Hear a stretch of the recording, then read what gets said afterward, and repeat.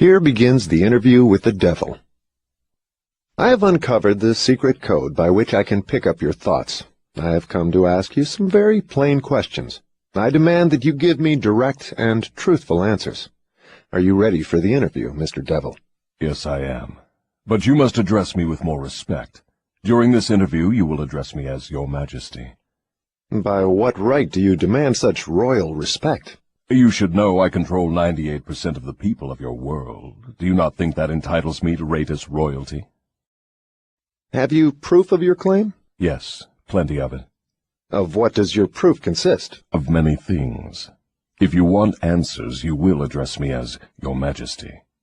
Some things you will understand, some you will not. In order that you may get my viewpoint, I shall describe myself and correct the false notions people have of me and my place of abode.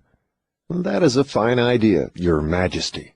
Start by telling me where you live, then describe your physical appearance. My physical appearance? Why, my dear Mr. Earthbound, I have no physical body. I would be handicapped by such an encumbrance as those in which you earthbound creatures live. I consist of negative energy, and I live in the minds of people who fear me. I also occupy 1/2 of every atom of physical matter and every unit of mental and physical energy. Perhaps you will better understand my nature if I tell you I am the negative portion of the atom. Oh, I see what you are preparing to claim. You are laying the foundation to say that if it were not for you, there would be no world, no stars, no electrons, no atoms, no human beings, nothing. Is that correct? True. Absolutely true. Well, if you only occupy 1/2 of energy and matter, who occupies the other half? The other half is occupied by my opposition. Opposition? What do you mean? The opposition is what you earthbound call God. So you have the universe divided up with God. Is that your claim? Not my claim, but the actual fact. Before this interview is finished, you will understand why my claim is true. You will also understand why it has to be true, or there could be no world such as yours, no earthbound creatures such as you.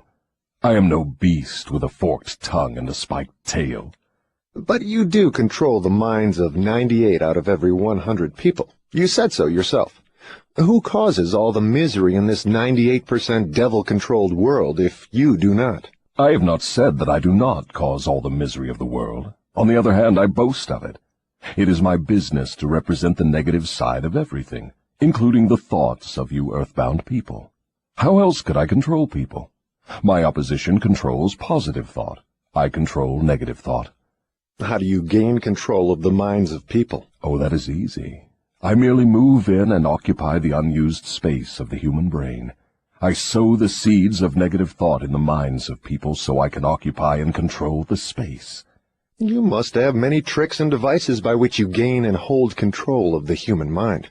To be sure, I employ tricks and devices to control human thought. My devices are clever ones, too. Go ahead and describe your clever tricks, Your Majesty. One of my cleverest devices for mind control is fear. I plant the seed of fear in the minds of people, and as these seeds germinate and grow, through use, I control the space they occupy. The 6 most effective fears are the fear of poverty, criticism, ill health, loss of love, old age, and death. Which of these 6 fears serves you most often, Your Majesty? The first and the last, poverty and death. At one time or another during life, I tighten my grip on all people through one or both of these. I plant these fears in the minds of people so deftly that they believe them to be their own creation. I accomplish this end by making people believe I am standing just beyond the entrance gate of the next life, waiting to claim them after death for eternal punishment. Of course, I cannot punish anyone, except in that person's own mind, through some form of fear. But fear of the thing which does not exist is just as useful to me as fear of that which does exist. All forms of fear extend the space I occupy in the human mind. Your Majesty, will you explain how you gained this control over human beings? The story is too long to be told in a few words. It began over 1,000,000 years ago when the first man began to think.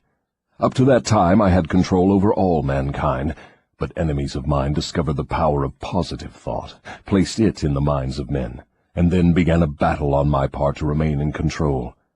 So far I have done quite well by myself, having lost only 2% of the people to the opposition. I take it from your answer that men who think are your enemies. Is that right? It is not right, but it is correct. Tell me something more about the world in which you live. I live wherever I choose. Time and space do not exist for me. I am a force best described to you as energy. My favorite physical dwelling place, as I have told you, is in the minds of the earthbound. I control a part of the brain space of every human being. The amount of space I occupy in each individual's mind depends upon how little and what sort of thinking that person does. As I have told you, I cannot entirely control any person who thinks. You speak of your opposition. Just what do you mean by that? My opponent controls all the positive forces of the world, such as love, faith, hope, and optimism. My opponent also controls the positive factors of all natural law throughout the universe, the forces which keep the earth and the planets and all the stars balanced in their courses. But these forces are meek in comparison with those which operate in the human mind under my control. You see, I do not seek to control stars and planets. I prefer the control of human minds. Where did you acquire your power, and by what means do you add to it? I add to my power by appropriating the mind power of the earthbound as they come through the gate at the time of death. 98 out of every 100 who come back to my plane from the earth plane are taken over by me, and their mind power is added to my being. I get all who come over with any form of fear. You see, I am constantly at work, preparing the minds of people before death, so I can appropriate them when they come back to my plane. Will you tell me how you go about your job of preparing human minds so you can control them? I have countless ways of gaining control of human minds while they are still on the earth plane. My greatest weapon is poverty. I deliberately discourage people from accumulating material wealth, because poverty discourages men from thinking and makes them easy prey for me. My next best friend is ill health. An unhealthy body discourages thinking. Then I have countless thousands of workers on earth who aid me in gaining control of human minds. I have these agents placed in every calling. They represent every race and creed, every religion. Who are your greatest enemies on earth, Your Majesty? All who inspire people to think and act on their own initiative are my enemies. Such men as Socrates, Confucius, Voltaire, Emerson, Thomas Paine, and Abraham Lincoln. And you are not doing me any good either. Is it true that you use men who have great wealth? As I have already told you, poverty is always my friend because it discourages independence of thought and encourages fear in the minds of men. Some wealthy men serve my cause, while others do me great damage, depending on how the wealth is used. The great Rockefeller fortune, for example, is one of my worst enemies. That is interesting, Your Majesty. Will you tell me why you fear the Rockefeller fortune more than others? The Rockefeller money is being used to isolate and conquer diseases of the physical body in all parts of the world. Disease has always been one of my most effective weapons. The fear of ill health is second only to the fear of poverty. The Rockefeller money is uncovering new secrets of nature in 100 different directions, all of which are designed to help men take and keep possession of their own minds. It is encouraging new and better methods of feeding, clothing, and housing people. It is wiping out the slums in the large cities, the places where my favorite allies are found. It is financing campaigns for better government and helping to wipe out dishonesty in politics. It is helping to set higher standards in business practice and encouraging businessmen to conduct business by the golden rule, and that is not doing my cause any good. What about these boys and girls who are said to be on the road to hell? Are you in control of them? Well, I can answer that question only with yes and no. I have corrupted the minds of the young by teaching them to drink and smoke, but they have me baffled through their tendency to think for themselves. You say you have corrupted the minds of the young people with liquor and cigarettes. I can understand how liquor might destroy the power of independent thought, but do not see what cigarettes have to do with helping your cause. You may not know it, but cigarettes break down the power of persistence. They destroy the power of endurance. They destroy the ability to concentrate. They deaden and undermine the imaginative faculty, and help in other ways to keep people from using their minds most effectively. Do you know I have millions of people, young and old of both sexes, who smoke 2 packages of cigarettes a day? That means I have millions of people who are gradually destroying their power of resistance. One day I shall add to their habit of cigarette smoking other thought-destroying habits, until I shall have gained control of their minds. Habits come in pairs, triplets, and quadruplets. Any habit which weakens one's willpower invites a flock of its relatives to move in and take possession of the mind. The cigarette habit not only lowers the power of resistance and discourages persistence, but it invites looseness in other human relationships. I never thought that cigarettes were a tool of destruction, Your Majesty, but your explanation throws a different light on the subject. How many converts to the habit do you now claim? I am proud of my record. Millions are now victims, and the number is increasing daily. Soon I shall have most of the world indulging in the habit. In thousands of families I now have followers of the habit, including every member of the family. Very young boys and girls are beginning to take up the habit.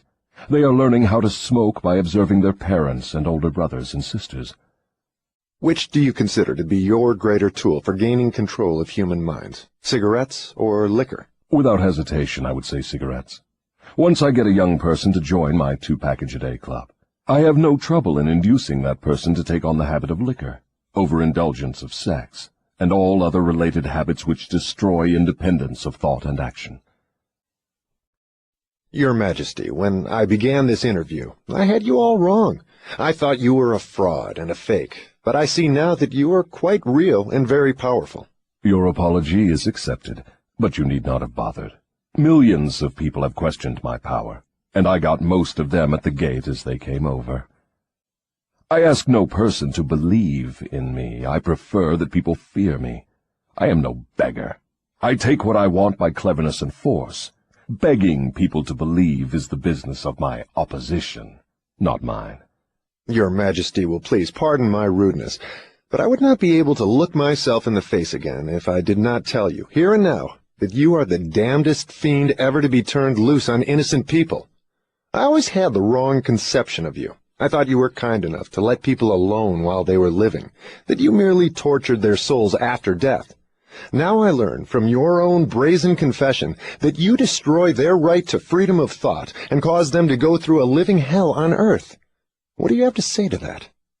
I get what I want by exercising self-control. It is not so good for my own business, but I suggest you emulate me instead of criticizing me. You call yourself a thinker, and you are. Otherwise you would never have forced this interview on me.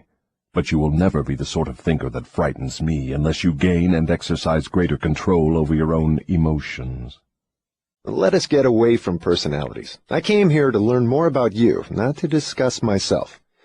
Please go ahead and tell me of the many tricks you have devised for gaining control of the human mind. What is your most powerful weapon just now? That is a difficult question to answer. I have so many devices for entering human minds and controlling them that it is difficult to say which are the most powerful. Right at the moment I am trying to bring about another world war. My friends here in Washington are helping me to involve America in the war. If I can start the world to killing on a wholesale basis, I shall be able to put into operation my favorite device for mind control. It is what you call mass fear.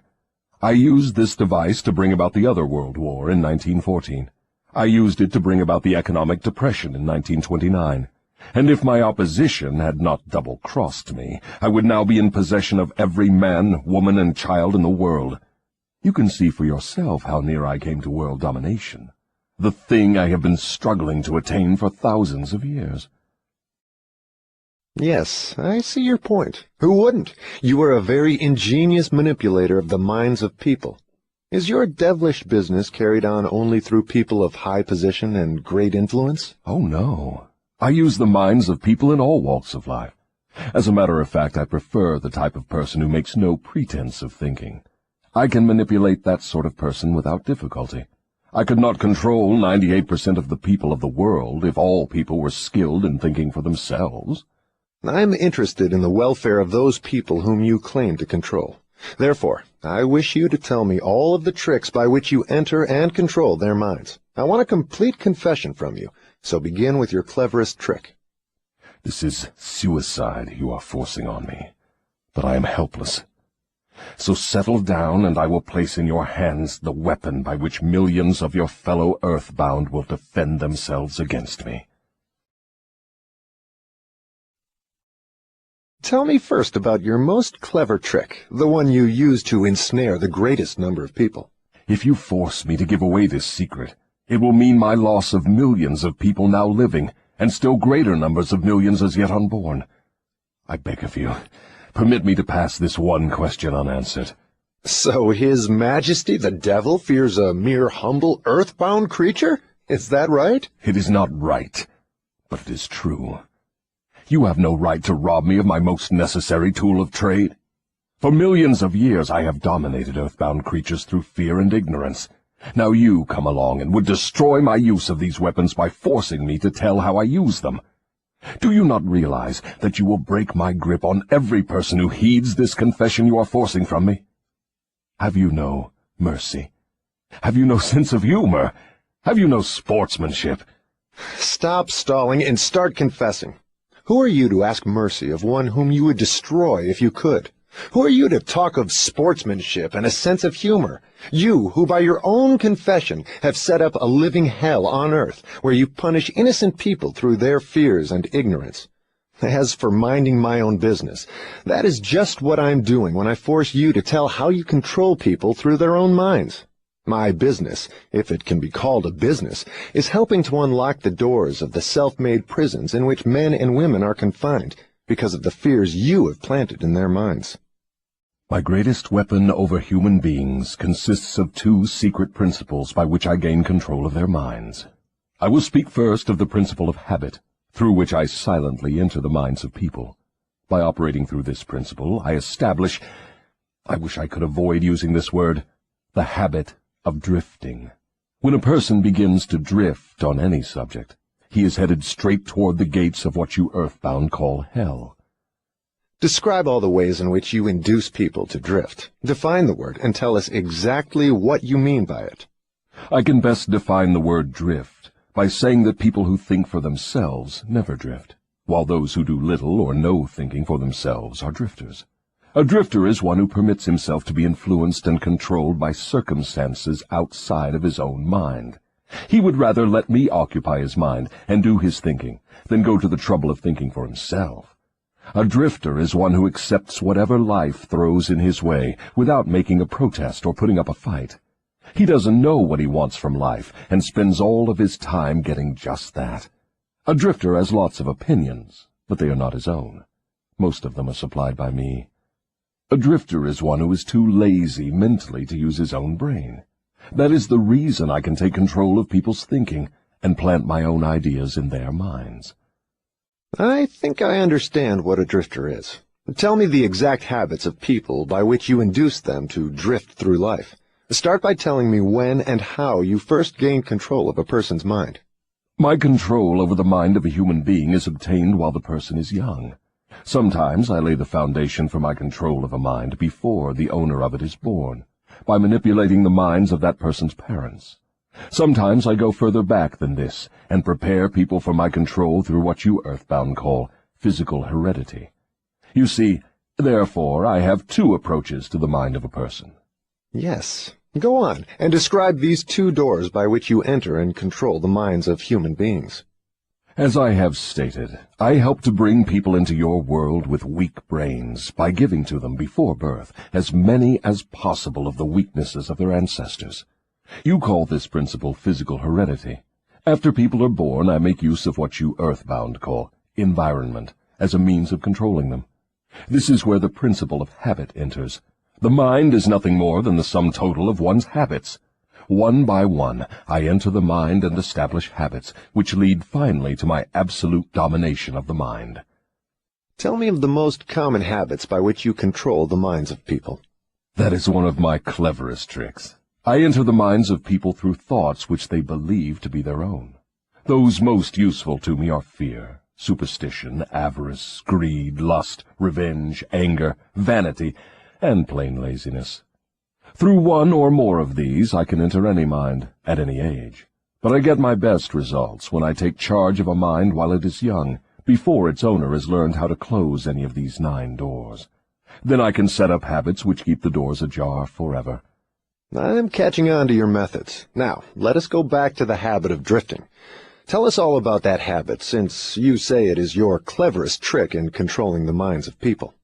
As I said before, I start people drifting during their youth. I induce them to drift through school without knowing what occupation they wish to follow in life.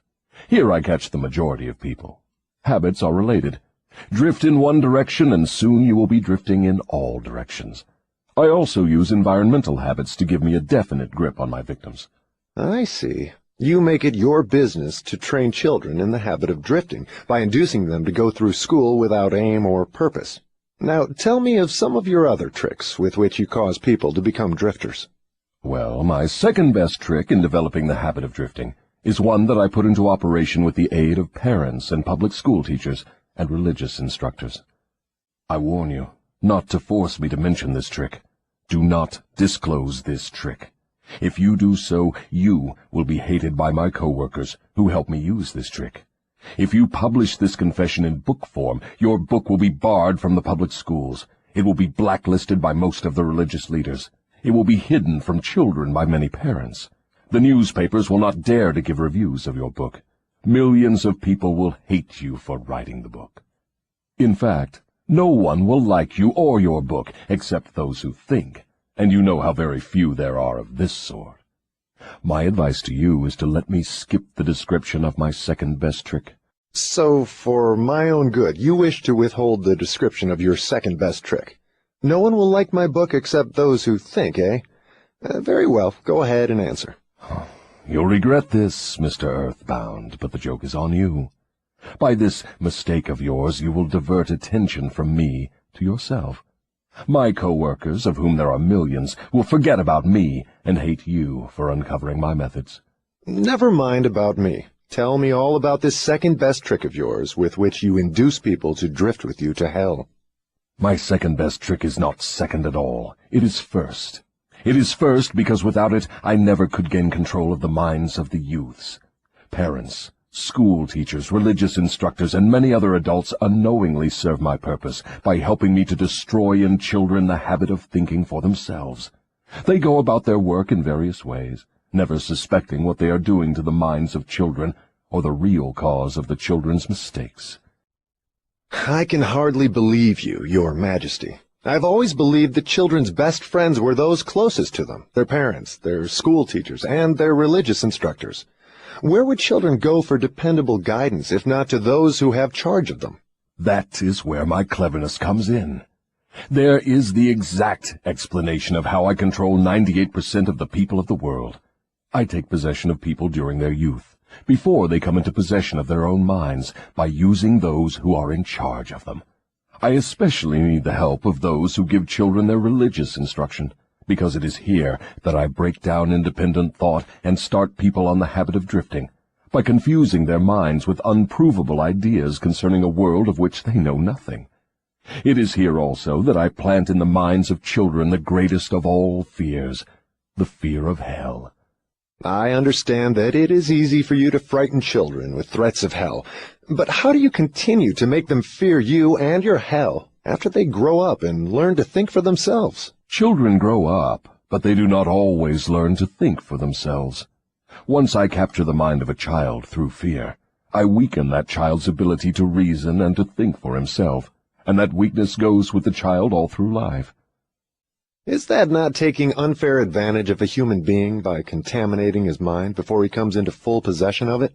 Everything is fair that I can use to further my ends. I have no foolish limitations of right and wrong. Might is right with me. I use every known human weakness to gain and keep control of the human mind. I understand your devilish nature. Now, let us get back to further discussion of your methods of inducing people to drift to hell here on earth. From your confession, I see that you take charge of children while their minds are young and pliable. Tell me more of how you use parents, teachers, and religious leaders to ensnare people into drifting. One of my favorite tricks is to coordinate the efforts of parents and religious instructors, so they work together in helping me to destroy the children's power to think for themselves. I use many religious instructors to undermine the courage and power of independent thought of children by teaching them to fear me. But I use parents to aid the religious leaders in this great work of mine.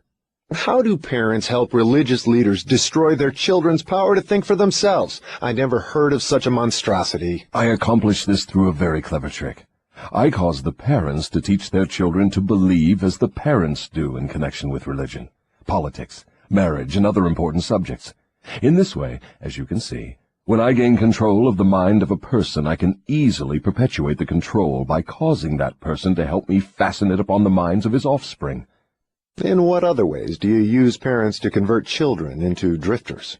I cause children to become drifters by following the example of their parents, most of whom I have already taken over and bound eternally to my cause.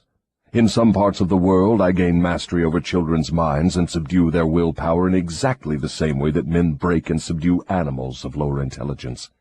It makes no difference to me how a child's will is subdued, as long as it fears something.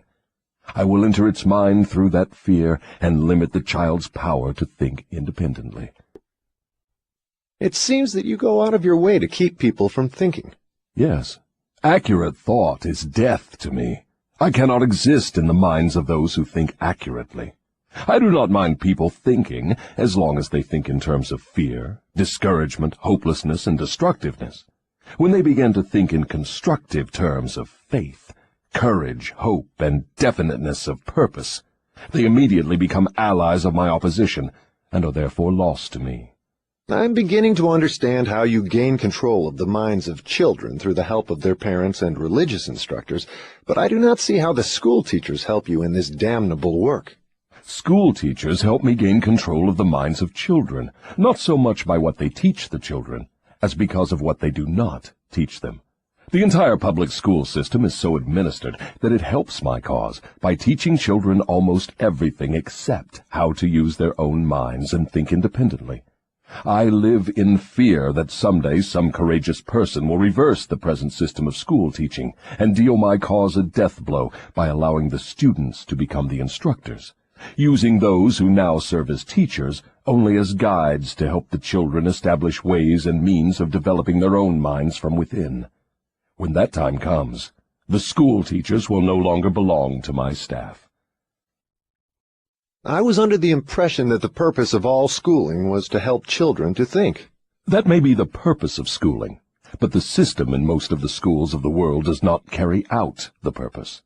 School children are taught not to develop and use their own minds, but to adopt and use the thoughts of others.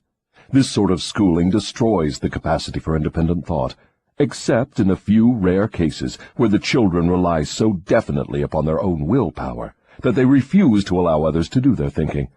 Accurate thought is the business of my opposition, not mine. What relationship, if any, has your opposition with the homes, the churches, and the schools? Your reply to this question should be interesting. Here is where I make use of some more of my clever tricks. I cause it to appear that everything done by the parents, the school teachers, and the religious instructors is being done by my opposition. This diverts attention from me, while I manipulate the minds of the young. When religious instructors try to teach children the virtues of my opposition, they generally do so by frightening them with my name. That is all I ask of them. I kindle the flame of fear into proportions which destroy the child's power to think accurately. In the public schools, the teachers further my cause by keeping the children so busy cramming non-essential information into their minds, they have no opportunity to think accurately or to analyze correctly the things their instructors teach them. Do you claim for your cause all those who are bound by the habit of drifting? No. Drifting is only one of my tricks through which I take over the power of independent thought. Before a drifter becomes my permanent property, I must lead him on and ensnare him with another trick. I will tell you about this other trick after I finish describing my methods of converting people into drifters. Do you mean you have a method by which you can cause people to drift so far away from self-determination that they can never save themselves? Yes, a definite method, and it is so effective it never fails. Do I understand you to claim your method is so powerful your opposition cannot reclaim those whom you have permanently ensnared through drifting? I claim just that. Do you think I would control so many people if my opposition could prevent me? Nothing can stop me from controlling people except people themselves. Nothing can stop me except the power of accurate thought. People who think accurately do not drift on any subject. They recognize the power of their own minds. Moreover, they take over that power and yield it to no person or influence. Go ahead and tell me more of the methods by which you cause people to drift to hell with you. I cause people to drift on every subject through which I can control independent thought and action. Take the subject of health, for example. I cause most people to eat too much food, and the wrong sort of food. This leads to indigestion and destroys the power of accurate thought. If the public schools and the churches taught children more about proper eating, they would do my cause irreparable damage. Marriage.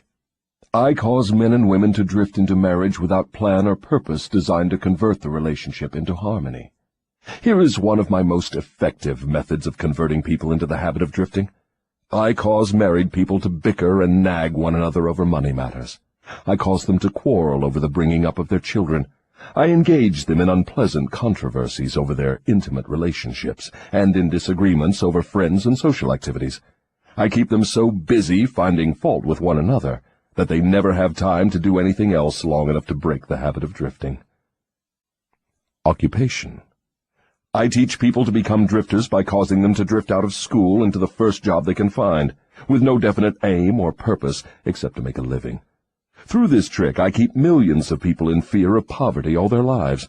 Through this fear, I lead them slowly but surely onward until they reach the point beyond which no individual ever has broken the drifting habit. Savings. I cause people to spend freely and to save sparingly, or not at all, until I take complete control of them through their fear of poverty. Environment. I cause people to drift into inharmonious and unpleasant environments in the home, in their places of occupation, in their relationship with relatives and acquaintances, and to remain there until I claim them through the habit of drifting. Dominating thoughts. I cause people to drift into the habit of thinking negative thoughts. This leads to negative acts, and involves people in controversies and fills their minds with fears, thus paving the way for me to enter and control their minds. When I move in, I do so by appealing to people through negative thoughts, which they believe to be their own. I plant the seeds of negative thought in the minds of people through the pulpit, the newspapers, the moving pictures, the radio, and all other popular methods of appeal to the mind. I cause people to allow me to do their thinking for them, because they are too lazy and too indifferent to think for themselves. I conclude from what you say that drifting and procrastination are the same. Is that true? Yes, that is correct. Any habit which causes one to procrastinate, to put off reaching a definite decision, leads to the habit of drifting. Is man the only creature who drifts? Yes. All other creatures move in response to definite laws of nature. Man alone defies nature's laws and drifts when he wills. Everything outside the minds of men is controlled by my opposition, by laws so definite that drifting is impossible. I control the minds of men solely because of their habit of drifting, which is only another way of saying that I control the minds of men only because they neglect or refuse to control and use their own minds.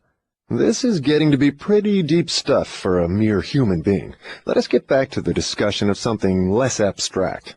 Please tell me how this drifting habit affects people in the everyday walks of life, and tell me in terms the average person can understand.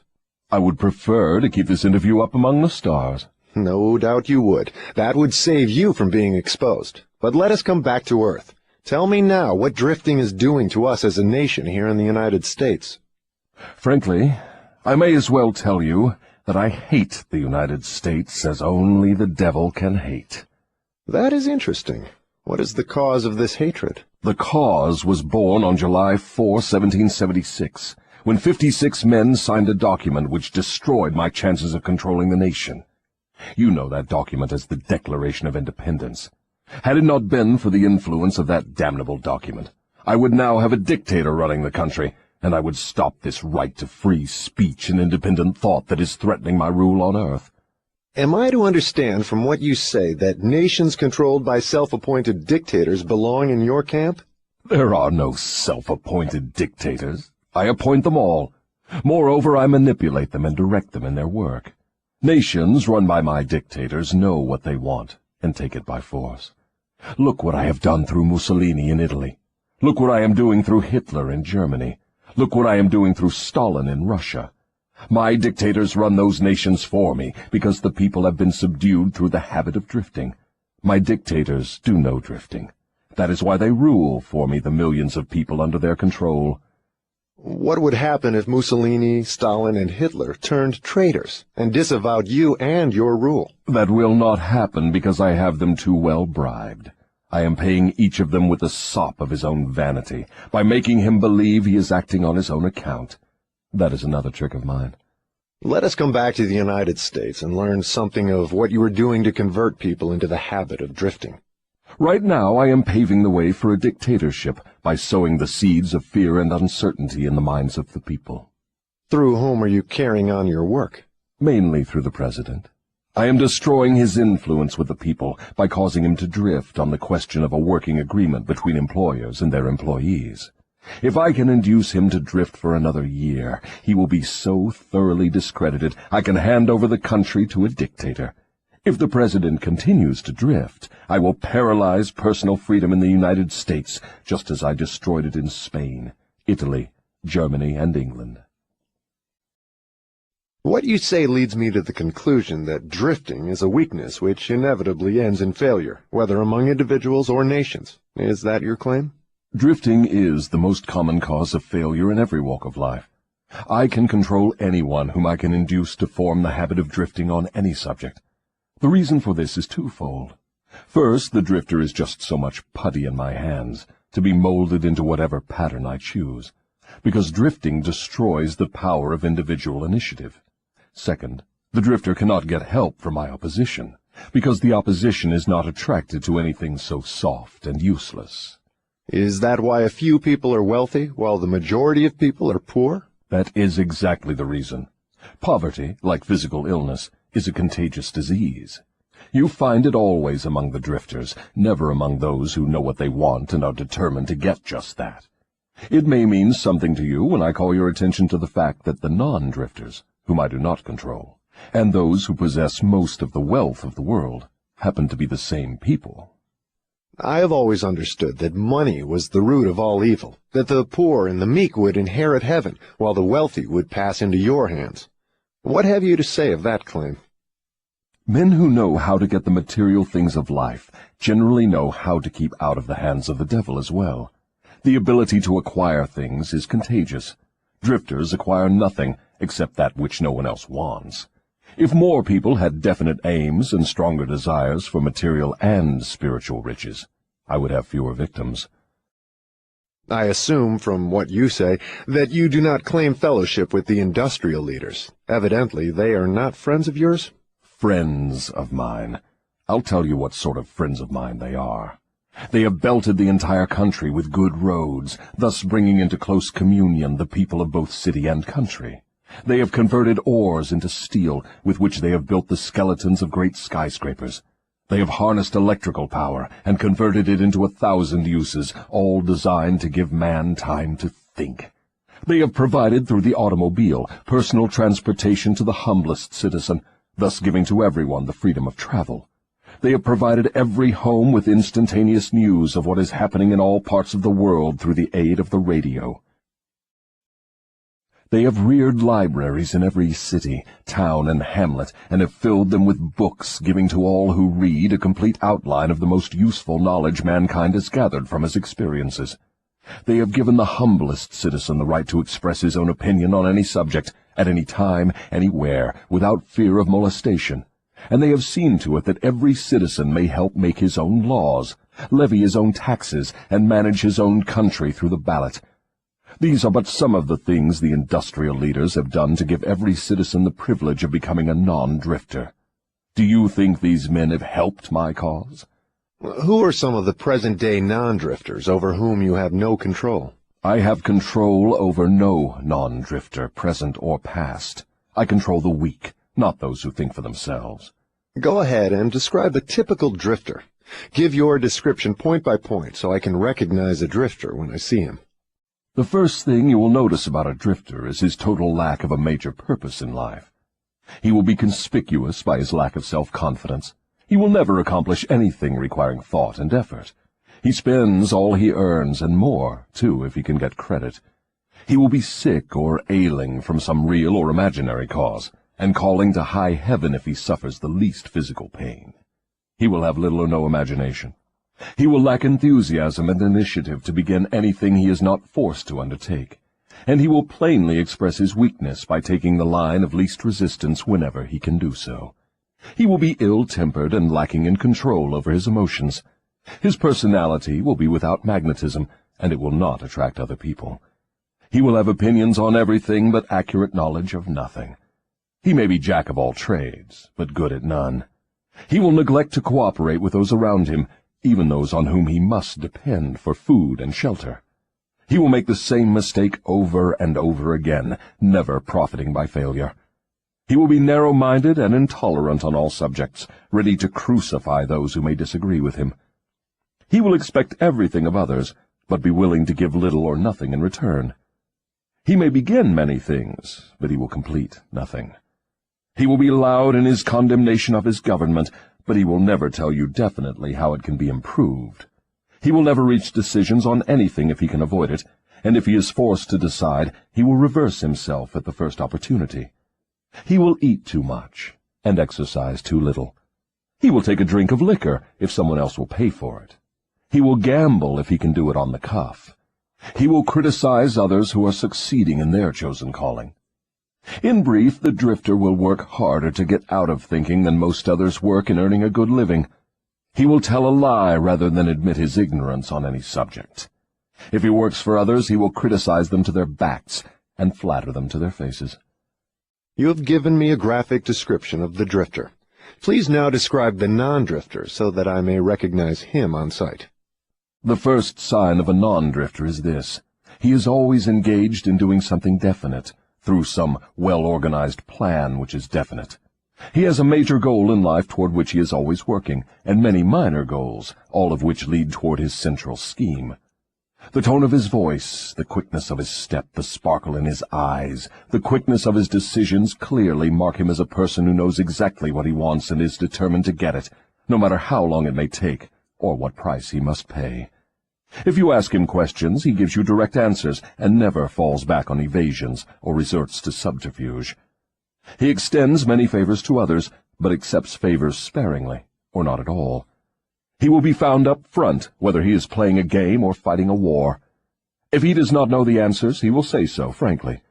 He has a good memory, never offers an alibi for his shortcomings. He never blames others for his mistakes, no matter if they deserve the blame. He used to be known as a go-getter, but in modern times he is called a go-giver.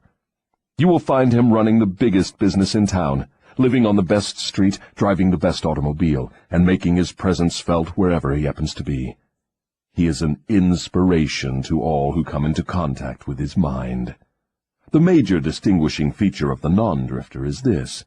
He has a mind of his own, and uses it for all purposes. Is the non-drifter born with some mental, physical, or spiritual advantage not available to the drifter? No. The major difference between the drifter and the non-drifter is something equally available to both. It is simply the prerogative right of each to use his own mind and think for himself. What brief message would you send to the typical drifter if you wished to cure him of this evil habit? I would admonish him to wake up and give. Give what? Some form of service useful to as many people as possible. So the non-drifter is supposed to give, is he? Yes, if he expects to get, and he must give before he gets.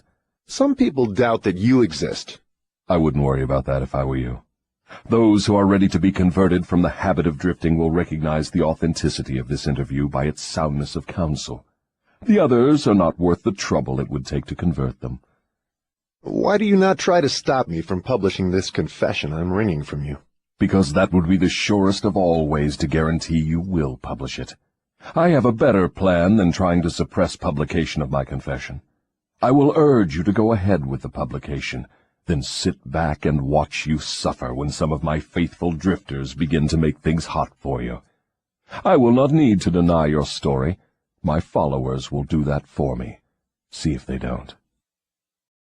If this confession of yours stopped right here, Your statement would be sound, but fortunately for millions of your victims who will gain their release because of your confession, this interview will continue until you have supplied me with the weapon by which you will eventually be restrained from domination of people through their fears and superstitions. Remember, Your Majesty, your confession has just begun.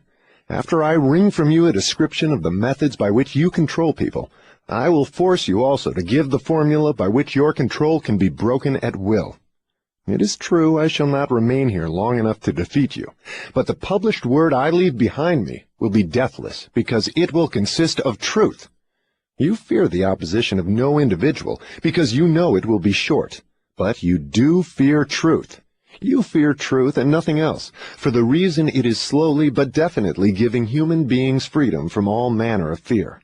Without the weapon of fear, you would be helpless and entirely unable to control any human being. Is that true or false?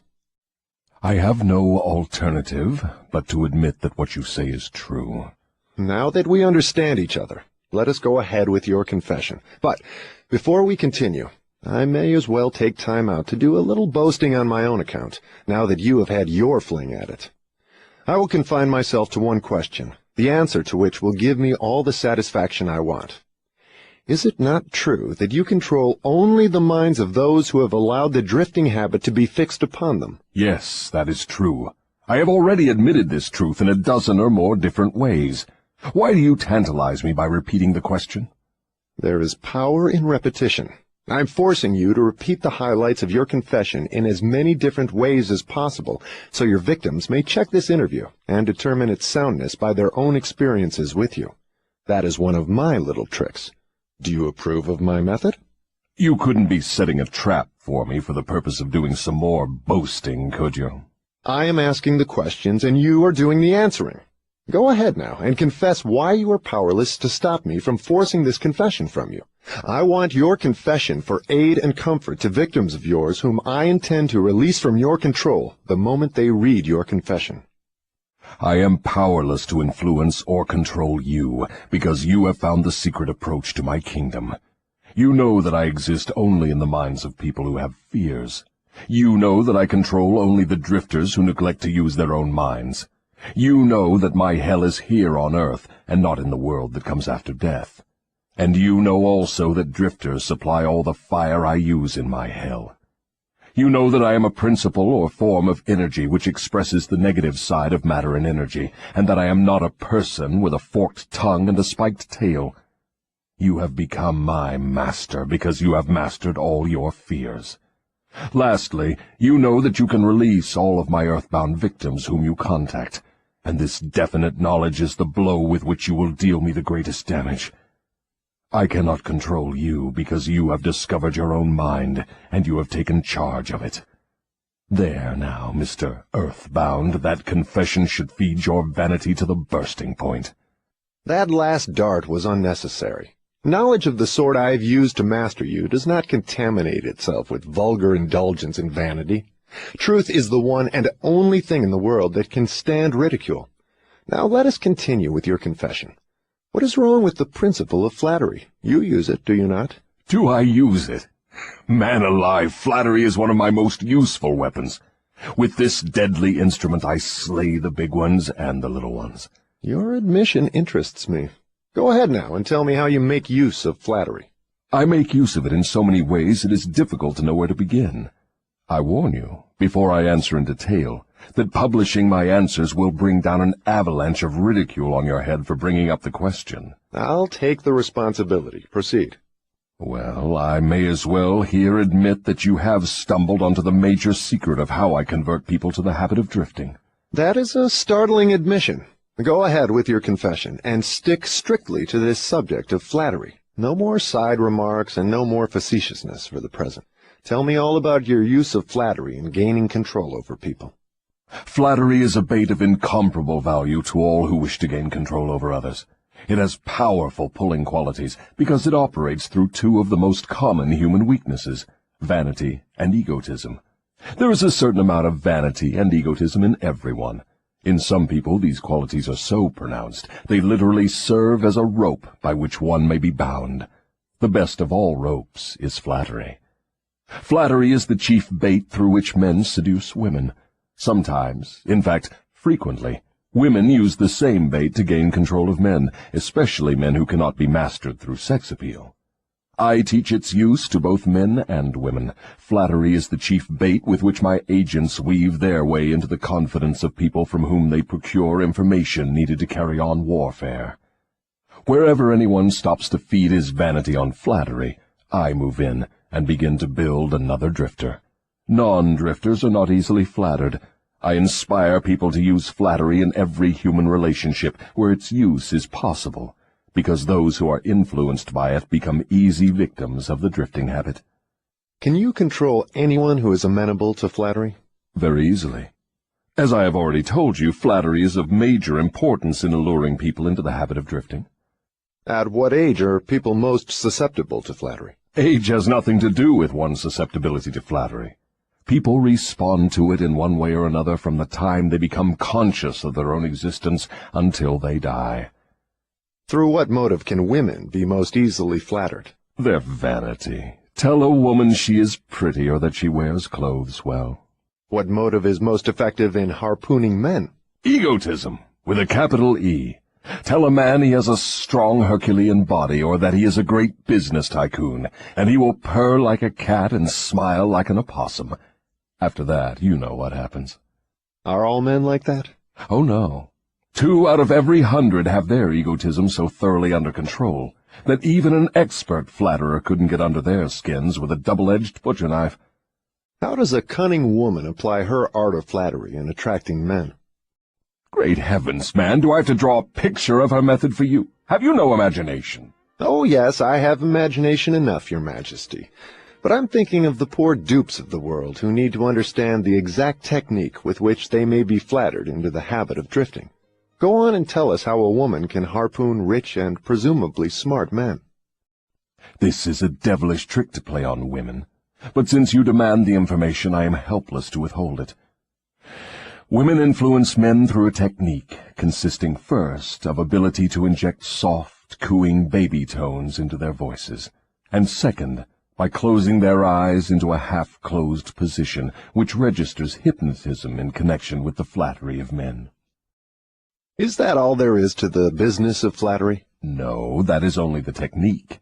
Then comes the motive a woman uses as a lure. The type of woman you perhaps have in mind never sells a man herself or anything she can give him. Instead, she sells him his own egotism. Is that all that women use when they wish to flatter men? That is the most effective thing they use. It works when sex appeal fails. So I am to believe that big, strong, smart men can be wound up and manipulated through flattery just as if they were so much putty? Is that possible? Is it possible? It is happening every minute of the day. Moreover, unless they are non-drifters, the bigger they come, the harder they fall when the expert flatterer moves in on them. And tell me of some of your other tricks with which you cause people to drift in life. One of my most effective devices is failure. The majority of people begin to drift as soon as they meet with opposition, and not 1 out of 10,000 will keep on trying after failing 2 or 3 times. So it is your business to induce people to fail whenever you can. Is that correct? You have it right. Failure breaks down one's morale, destroys self-confidence, subdues enthusiasm, dulls imagination, and drives away definiteness of purpose. Without these qualities, no one can permanently succeed in any undertaking. The world has produced thousands of inventors with abilities superior to that of the late Thomas A. Edison. But these men have never been heard of, while the name of Edison will go marching on, because Edison converted failure into a stepping stone to achievement, while the others used it as an alibi for not producing results. Is the capacity to surmount failure without being discouraged one of Henry Ford's chief assets? Yes, and this same quality is the chief asset of every man who attains outstanding success in any calling. That statement covers lots of territory, Your Majesty. Do you not wish to modify it or tone it down a bit for the sake of accuracy? No modification is necessary, because the claim is none too broad. Search accurately into the lives of men and women who achieve enduring success, and you will find without exception that their success has been in exact proportion to the extent that they surmounted failure. The life of every successful person loudly acclaims that which every true philosopher knows.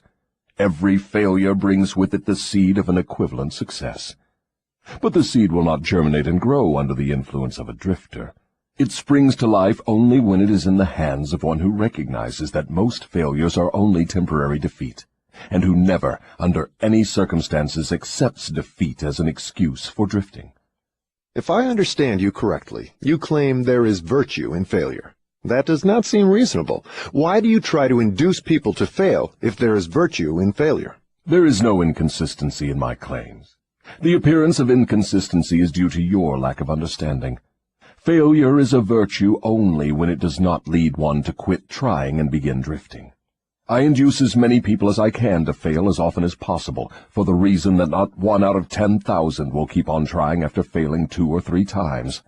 I am not concerned about the few who convert failures into stepping stones, because they belong to my opposition anyway. They are the non-drifters, and therefore they are beyond my reach. Your explanation clears up the matter. Now go ahead and tell me of some of your other tricks with which you allure people into drifting.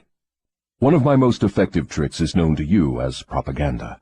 This is the instrument of greatest value to me in setting people to murdering one another under the guise of war. The cleverness of this trick consists mainly of the subtlety with which I use it. I mix propaganda with the news of the world. I have it taught in public and private schools. I see that it finds its way into the pulpit. I color moving pictures with it. I see that it enters every home where there is a radio. I inject it into billboard, newspaper, and radio advertising. I spread it in every place of business where people work. I use it to fill the divorce courts, and I make it serve to destroy business and industry. It is my chief instrument for starting runs on banks. My propagandists cover the world so thoroughly that I can start epidemics of disease, turn loose the dogs of war, or throw business into a panic at will. If you can do all that you claim with propaganda, it is little wonder that we have wars and business depressions. Give me a simple description of what you mean by the term propaganda. Just what is it, and how does it work? I wish to know particularly how you cause people to drift through the use of this devilish device. Propaganda is any device, plan, or method by which people can be influenced without knowing that they are being influenced, or the source of the influence. Propaganda is used in business for the purpose of discouraging competition. Employers use it to gain advantage over their employees. The employees retaliate by using it to gain advantage over their employers. In fact, it is used so universally and through such a smooth and beautiful streamlined technique that it looks harmless even when it is detected. I suppose some of your boys are now engaged in preparing the minds of the American people to drift into some form of dictatorship. Tell me how they work. Yes, millions of my boys are preparing Americans to become Hitlerized. My best boys are working through politics and labor organization. We intend to take over the country with ballots instead of bullets. Americans are so sensitive they would never stand the shock of seeing their form of government changed with the aid of machine guns and tank cars. So our propaganda boys are serving them a diet they will swallow by stirring up strife between employers and employees and turning the government against business and industry. When propaganda has done its work thoroughly, one of my boys will move in as dictator, and the 9 old men on your Supreme Court with their silly notions of the Constitution will move out. Everyone will be given a job or fed from the government treasury. When men's bellies are filled, they drift freely with one who does the filling. Hungry men get out from under control. I have often wondered who invented the clever trick which you call propaganda. From what you tell me of its source and nature, I understand why it is so deadly. Only one as clever as your Majesty could have invented such a device with which to dull the reason, dethrone the will, and lure men into drifting. Why do you not use your powerful propaganda to gain control of your victims, instead of subduing them through fear and annihilating them through warfare?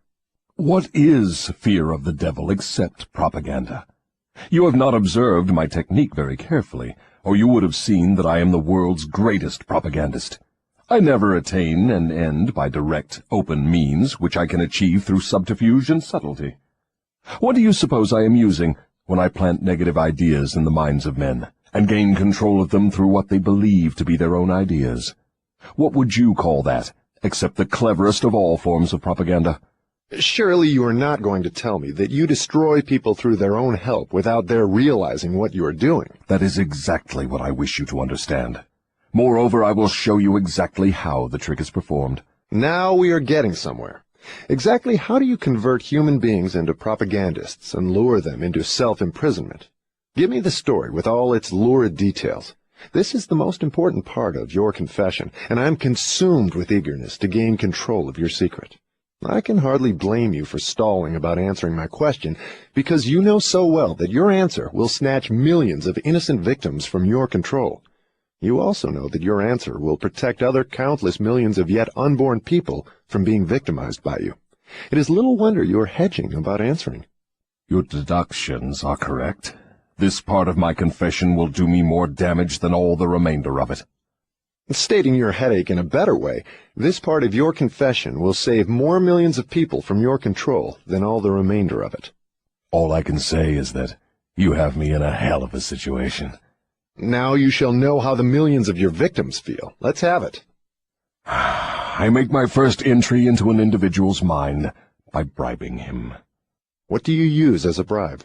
I use many things, all of them pleasant things the individual covets. I use the same sort of bribes that individuals use when they bribe one another. That is, I use for bribes the things people most want. My best bribes are these: love, the thirst for sex expression, covetousness for money, the obsessive desire to gain something for nothing, gambling, vanity in women, egotism in men, desire to be the master of others, desire for intoxicants and narcotics, desire for self-expression through words and deeds, desire to imitate others, desire for the perpetuation of life after death, desire to be a hero or heroine, desire for physical food. That is an imposing list of bribes, Your Majesty. Do you use others? Yes, plenty of them, but these are my favorites. Through some combination of them I can enter the mind of any human being at will at any age from birth until death. You mean that these bribes are the keys with which you can silently unlock the door to any mind you choose? That is exactly what I mean, and I can do it too. What happens when you enter the mind of a person who is not yet in the habit of drifting, but belongs in the 98% class as a potential drifter? I go to work immediately to occupy as much of that person's mind as I can master. If the individual's greatest weakness is the desire for money, I begin to dangle coins before him, figuratively speaking. I intensify his desire and induce him to go after money. Then when he gets near it, I snatch it away from him. This is an old trick of mine. After the trick has been repeated a few times, the poor fellow gives in and quits.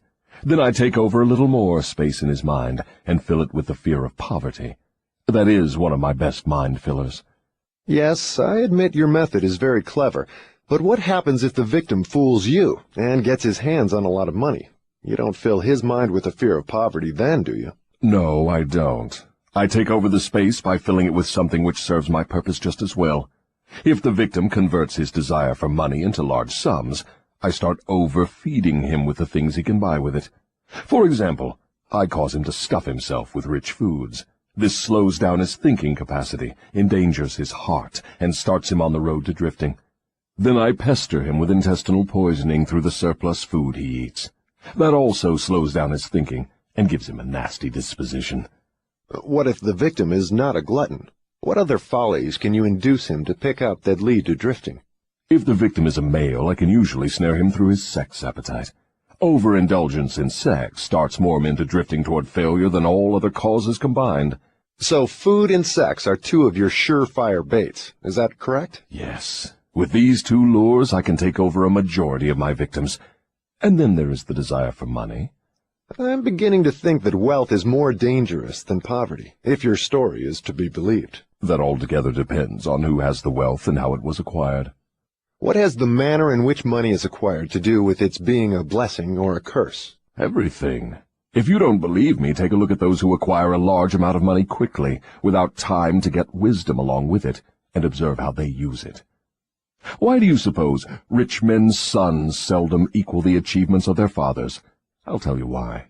It is because they have been deprived of the self-discipline which comes from being forced to work.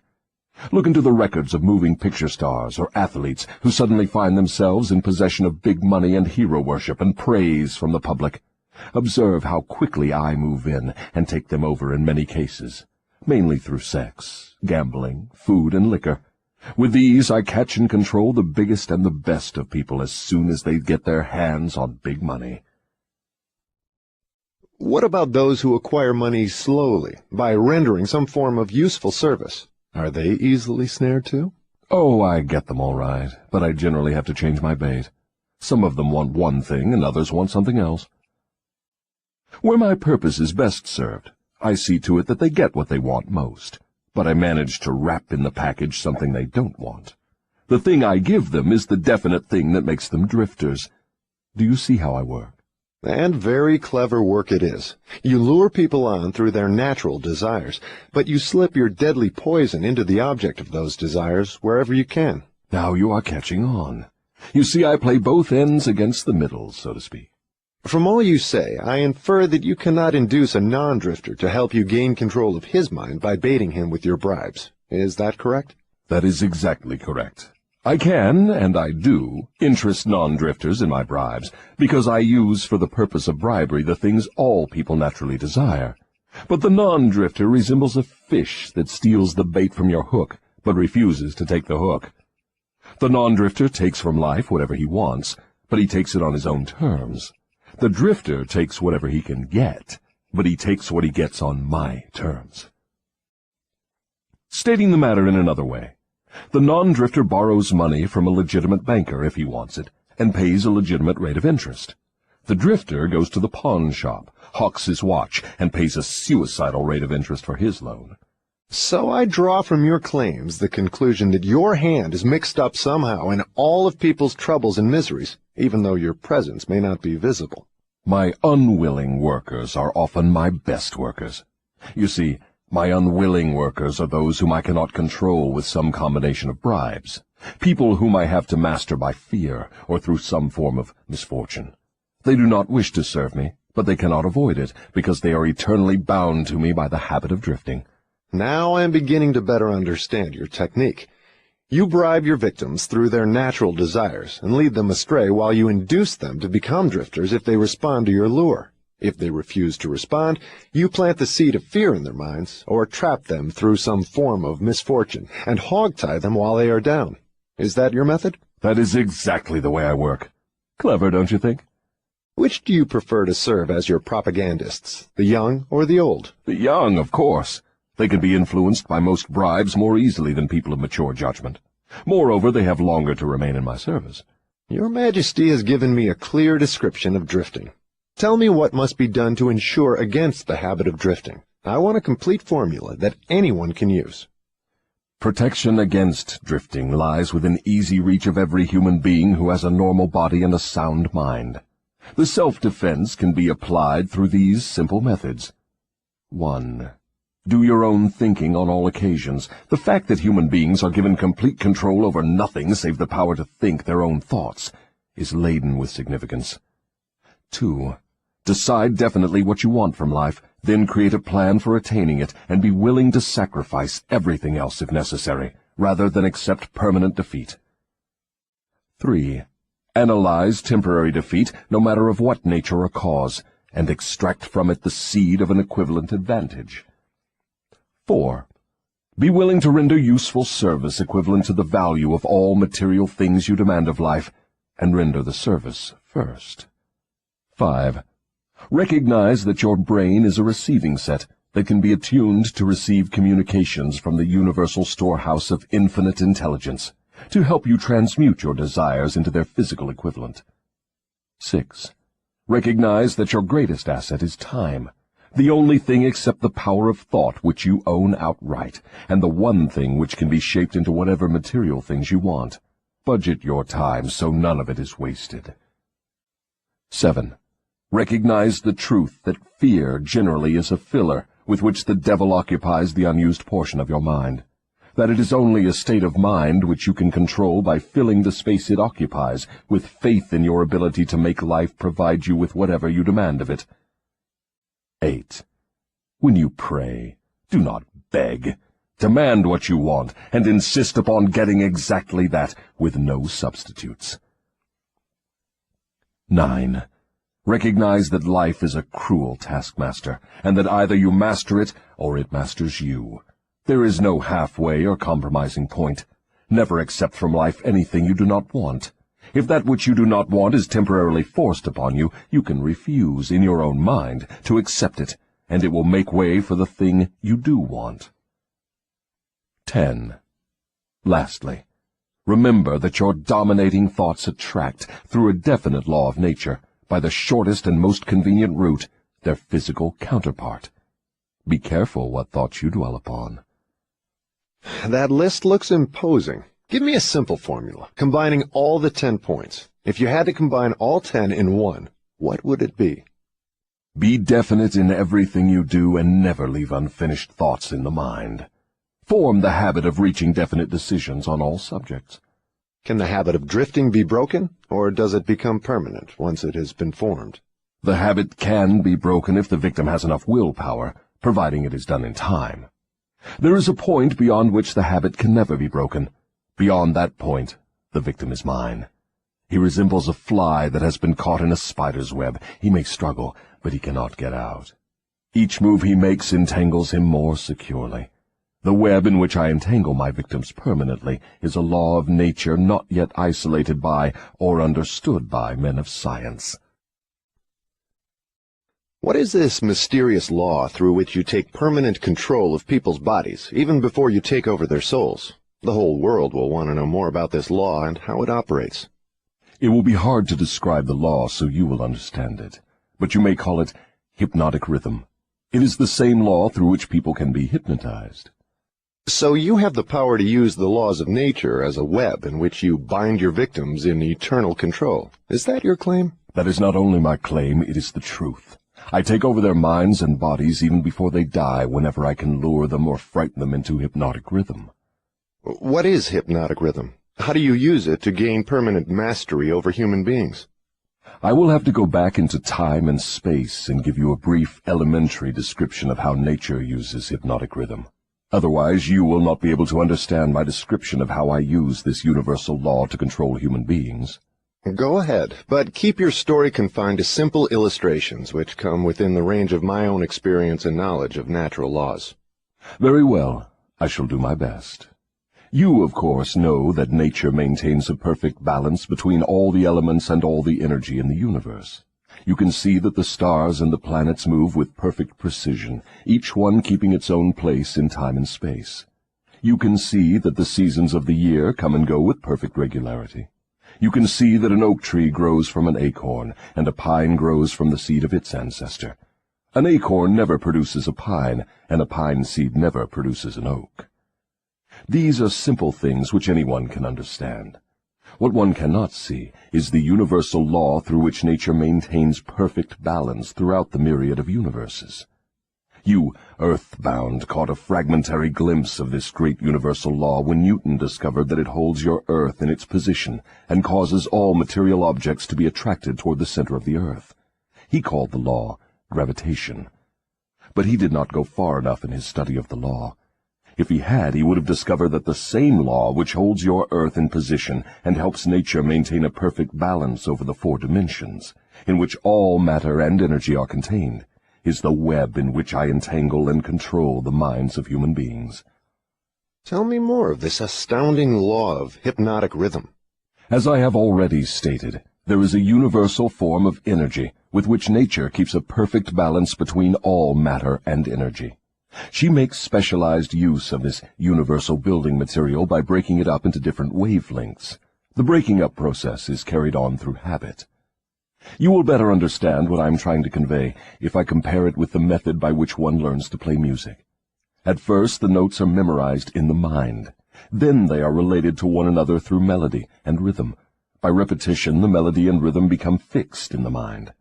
Observe how relentlessly the musician must repeat a tune before he masters it. Through repetition, the musical notes blend, and then you have music.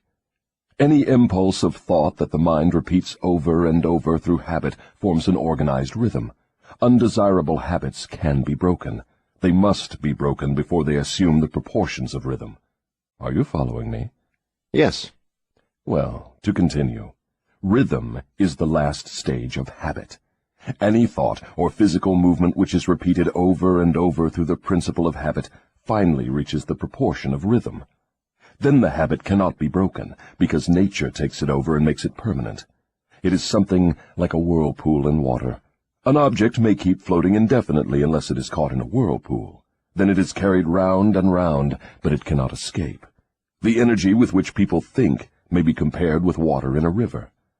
So this is the way in which you take control of the minds of people, is it? Yes. All I have to do to gain control over any mind is to induce its owner to drift. Am I to understand that the habit of drifting is the major danger through which people lose their prerogative or privilege of thinking their own thoughts and shaping their own earthly destinations? That and much more. Drifting is also the habit through which I take over their souls after they give up their physical bodies. Then the only way a human being can be saved from eternal annihilation is by maintaining control over his own mind while he is on this earth. Is that true? You have stated the truth perfectly. Those who control and use their minds escape my web. I get all the others as naturally as the sun sets in the west.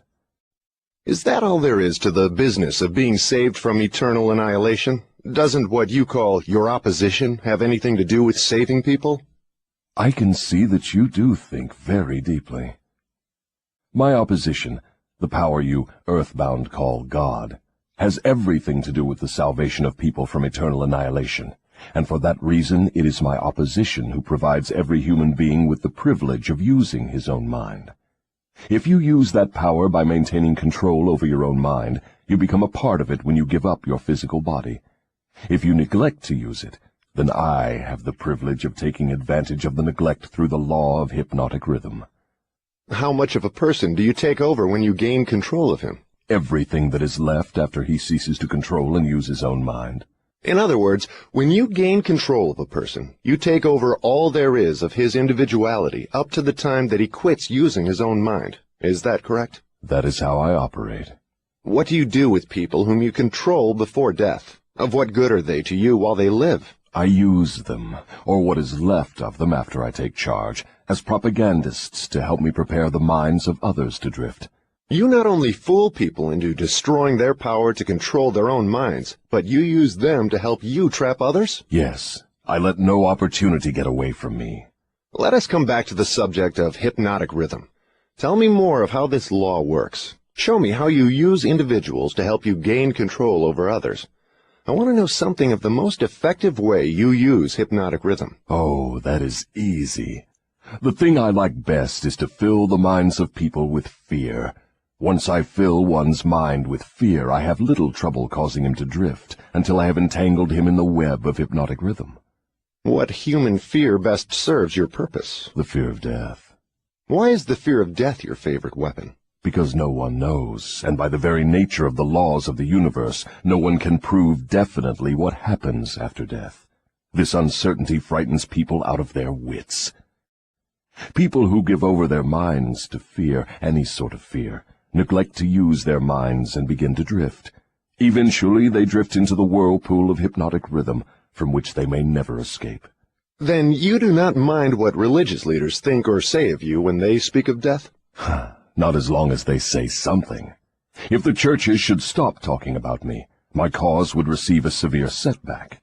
Every attack made against me fixes the fear of me in the minds of all who are influenced by it. You see, opposition is the thing that keeps some people from drifting, providing they do not yield to it. Since you claim the churches help instead of hindering your cause, tell me what would give you cause to worry. My only worry is that someday a real thinker may appear on earth. What would happen if a thinker did appear? You ask me what would happen. I'll tell you what would happen. People would learn the greatest of all truths, that the time they spend in fearing something would, if reversed, give them all they want in the material world and save them from me after death. Isn't that worth thinking about?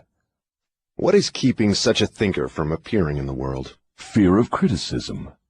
It may interest you to know that the fear of criticism is the only effective weapon I have with which to whip you. If you were not afraid to publish this confession after you wring it from me, I would lose my earthly kingdom. And if I did surprise you and publish it, how long would it be until you lost your kingdom? Just long enough for one generation of children to grow into understanding. You cannot take the adults from me. I have them too securely sewed up. But if you published this confession, it would be sufficient to keep me from gaining control of the yet unborn and those who have not yet reached the age of reason. You wouldn't dare publish what I have told you about the religious leaders. They would crucify you. I thought the savage practice of crucifixion went out of style 2,000 years ago. I don't mean crucifixion on a cross. I mean social and financial crucifixion. Your income would be shut off. You would become a social outcast. Religious leaders and their followers alike would treat you with scorn.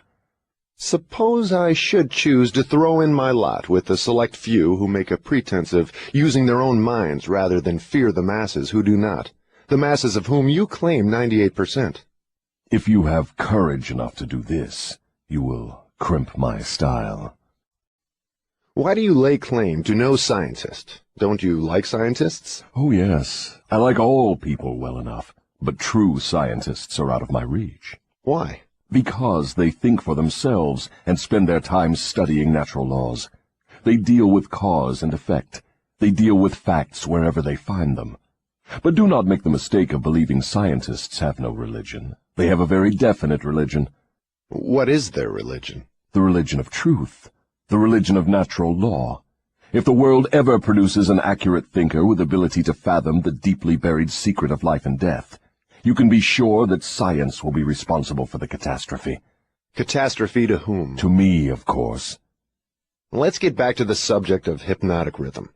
I want to know more about it. Is it something like the principle through which people can hypnotize one another? It is precisely the same thing. I have already told you so. Why do you repeat your questions? That is an old worldly custom of mine, Your Majesty. For your enlightenment, I will tell you, I am forcing you to repeat many of your statements for the sake of emphasis. I'm also trying to see if I can catch you in a lie. Don't dodge the issue.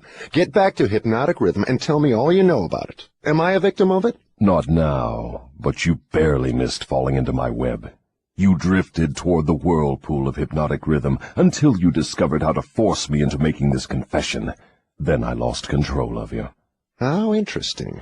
You are not trying to recapture me through flattery, are you? That would be the best bribe I could offer you. It is the bribe I used on you effectively before you got the upper hand of me. With what did you flatter me? With many things. Chief among them sex and the desire for self-expression.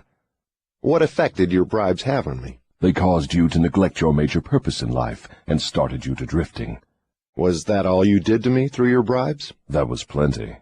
But I am back on the track and out of your reach now, am I not? Yes, you are temporarily out of my reach because you are not drifting. What broke your spell over me and released me from the habit of drifting? My answer may humiliate you. Do you want to hear it? Go ahead and give it to me, Your Majesty. I wish to learn how much truth I can stand. When you found a great love in the woman of your choice, I lost my grip on you. So you are going to accuse me of hiding behind a woman's skirts, are you? No, not hiding. I wouldn't put it that way. I would say you have learned how to give yourself a solid background with the embellishment of a woman's mind. The woman's skirt has nothing to do with it, then? No, but her brain does. When you and your wife began to combine your two brains through your habit of master-minding every day, you stumbled upon the secret power with which you forced me into this confession. Is that the truth, or are you trying to flatter me again? I could flatter you if I had you alone, but I cannot flatter you while you have the use of your wife's mind. I'm beginning to catch on to something important. I'm beginning to understand what was meant by the writer of that passage in the Bible, which says substantially, "When two or more meet together and ask for anything in my name, it shall be granted." It is true, then, that two minds are better than one. It is not only true, it is necessary before anyone can continuously contact the great storehouse of infinite intelligence, wherein is stored all that is, all that ever was, and all that can ever be.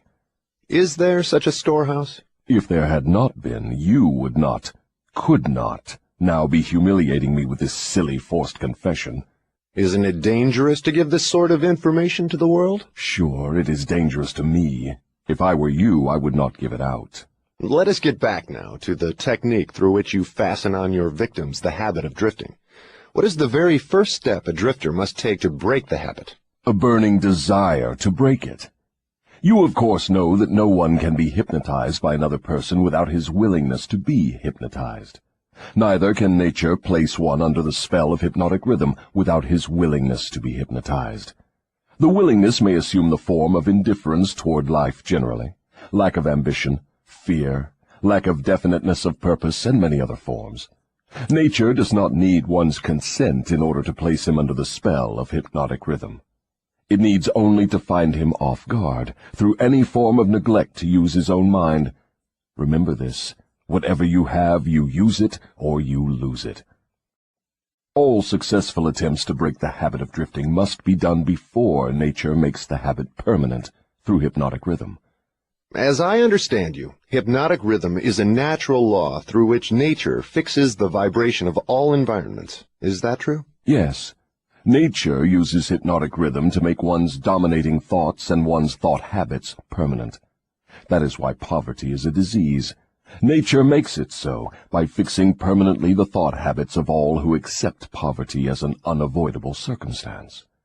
Through this same law of hypnotic rhythm, nature will also fix permanently positive thoughts of opulence and prosperity.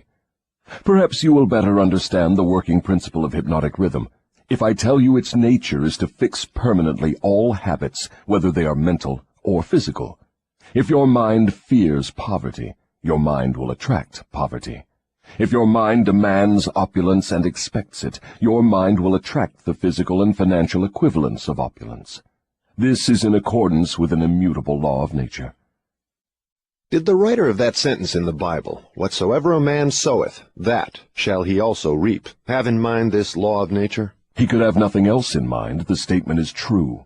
You can see evidence of its truth in all human relationships. And that is why the man who forms the habit of drifting through life must accept whatever life hands him. Is that correct? That is absolutely correct. Life pays the drifter its own price on its own terms. The non-drifter makes life pay on his own terms. Doesn't the question of morals enter into what one gets from life? To be sure, but only for the reason that one's morals have an influence on one's thoughts. No one can collect what he wants from life merely by being good, if that is what you want to know. No, I guess not. I see what you mean. We are all where we are and what we are because of our own deeds. No, not exactly. You are where you are and what you are because of your thoughts and your deeds. Then there is no such reality as luck, is there? Emphatically no. Circumstances which people do not understand are classified under the heading of luck. Back of every reality is a cause. Often the cause is so far removed from the effect that the circumstance can be explained only by attributing it to the operation of luck. Nature knows no such law as luck. It is a man-made hypothesis with which he explains away things he does not understand. The terms luck and miracle are twin sisters. Neither of them has any real existence except in the imaginations of people. Both are used to explain that which people do not understand. Remember this. Everything having a real existence is capable of proof. Keep this one truth in mind, and you will become a sounder thinker. Which is more important, one's thoughts or one's deeds? All deeds follow thoughts. There can be no deeds without their having first been patterned in thought. Moreover, all thoughts have a tendency to clothe themselves in their physical counterpart. One's dominating thoughts, that is, the thoughts one mixes with the emotions, desire, hope, faith, fear, hate, greed, enthusiasm, not only have a tendency to clothe themselves in their physical equivalent, but they are bound to do so. That reminds me to ask you to tell me more about yourself. Where, in addition to the minds of people, do you dwell and operate? I operate wherever there is something I can control and appropriate. I have already told you I am the negative portion of the electron of matter. I am the explosion in lightning. I am the pain in disease and physical suffering. I am the unseen general in warfare. I am the unknown commissioner of poverty and famine. I am the executioner extraordinary at death. I am the inspirer of lust after the flesh. I am the creator of jealousy and envy and greed. I am the instigator of fear. I am the genius who converts the achievements of men of science into instruments of death. I am the destroyer of harmony in all manner of human relationships.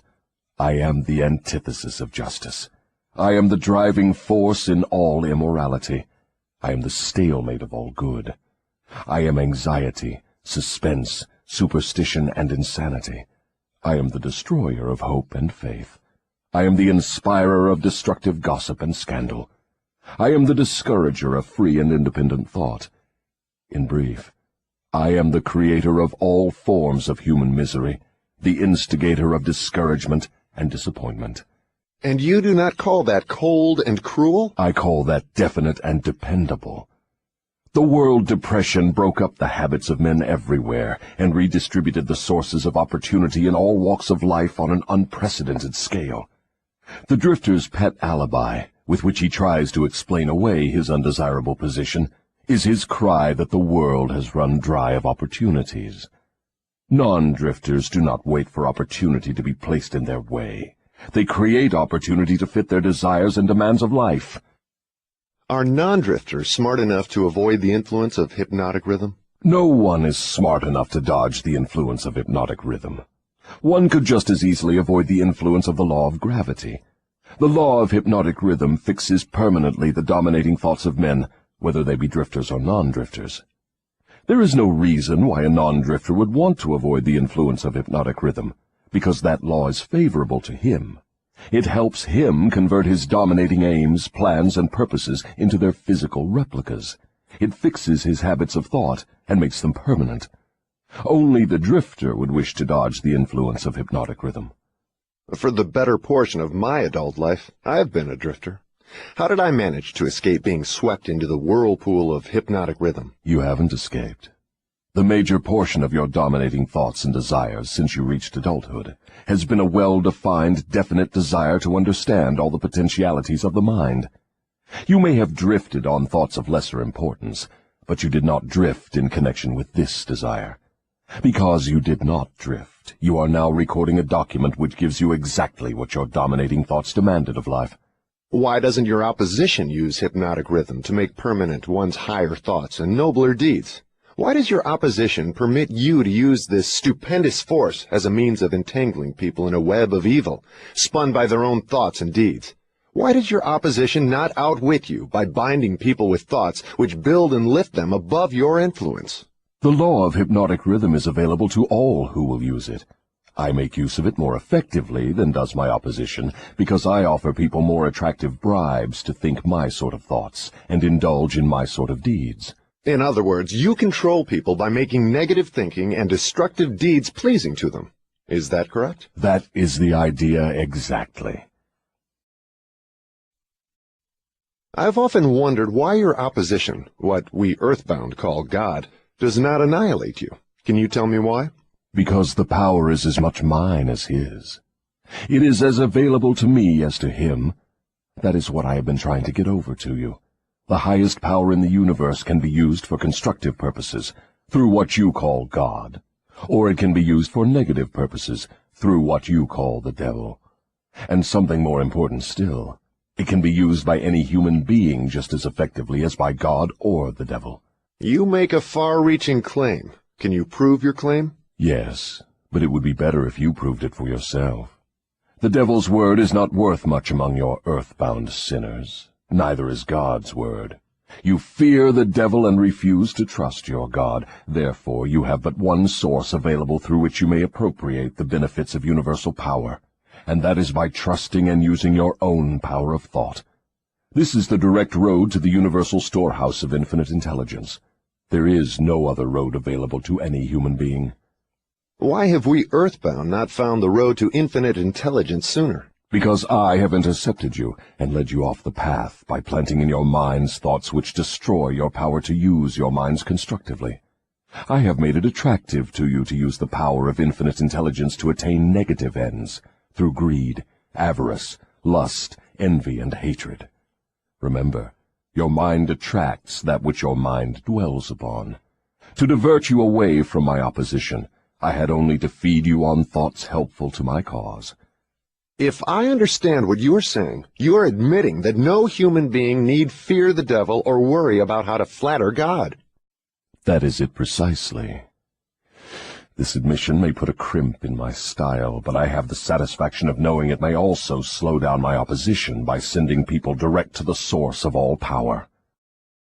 In other words, if you cannot control people through negative bribes or fear, then you wish to kick over the entire apple cart and show people how to go around God. Are you by any chance in politics, too? Your technique seems frightfully familiar. Am I in politics?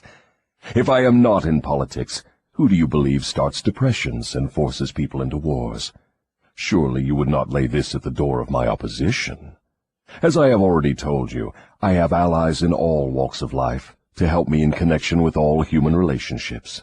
Why don't you take over the churches and use them outright in your cause? Do you think I am a fool? Who would keep alive the fear of the devil if I subdued the churches? Who would serve as a decoy to attract the attention of people while I manipulate their minds if I did not have some agency through which to sow the seeds of fear and doubt? The cleverest thing I do is to use the allies of my opposition to keep the fear of hell burning in the minds of people. As long as people fear something, no matter what, I will keep a grip on them. I'm beginning to see your scheme. You use the churches to plant the seed of fear and uncertainty and indefiniteness in the minds of people.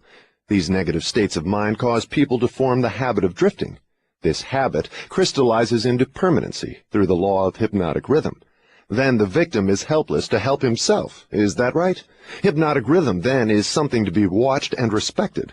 A better way of stating the truth is that hypnotic rhythm is something to be studied, understood, and voluntarily applied to attain definite desired ends. If the force of hypnotic rhythm is not voluntarily applied to attain definite ends, may it be a great danger? Yes, and for the reason that it operates automatically. If it is not consciously applied to attain a desired end, it can, and it will, operate to attain undesired ends. Take the simple illustration of climate, for example. Anyone can see and understand that nature forces every living thing and every element of matter to adjust itself to her climates. In the tropics, she creates trees which bear fruit and reproduce themselves. She forces the trees to adjust themselves to her scorching sun. She forces them to put out leaves suitable for protection against the rays of the sun. These same trees could not survive if removed to the Arctic regions, where nature has established an entirely different climate. In the colder climate, she creates trees which are adjusted to survive and to reproduce themselves, but they could not survive if transplanted in the tropical regions. In the same manner, nature clothes her animals, giving to those in each different climate a covering suited to their comfort and survival in that climate. In a similar manner, nature forces upon the minds of men the influences of their environment, which are stronger than the individual's own thoughts. Children are forced to take on the nature of all influences of those around them, unless their own thoughts are stronger than the influences. Nature sets up a definite rhythm for every environment, and everything within the range of that rhythm is forced to conform to it. Man alone has the power to establish his own rhythm of thought, providing he exercises this privilege before hypnotic rhythm has forced upon him the influences of his environment. Every home, every place of business, every town and village, and every street and community center has its own definite, discernible rhythm. If you wish to know what a difference there is in the rhythms of streets, take a walk up Fifth Avenue in New York, and then down a street in the slums. All forms of rhythm become permanent with time. Does each individual have his own rhythm of thought? Yes, that is precisely the major difference between individuals. The person who thinks in terms of power, success, opulence, sets up a rhythm which attracts these desirable possessions. The person who thinks in terms of misery, failure, defeat, discouragement, and poverty attracts these undesirable influences. This explains why both success and failure are the result of habit. Habit establishes one's rhythm of thought, and that rhythm attracts the object of one's dominating thoughts.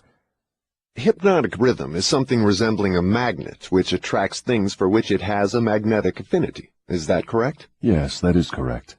That is why the poverty-stricken herd themselves into the same communities. It explains that old saying, misery loves company. It also explains why people who begin to succeed in any undertaking find that success multiplies with less effort as time goes on. All successful people use hypnotic rhythm, either consciously or unconsciously, by expecting and demanding success.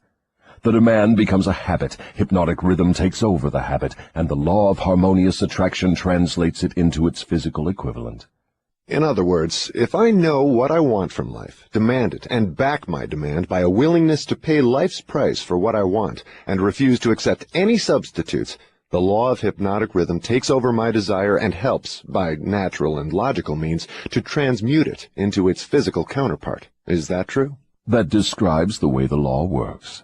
Science has established irrefutable evidence that people are what they are because of heredity and environment. They bring over with them at birth a combination of all the physical qualities of all their numberless ancestors.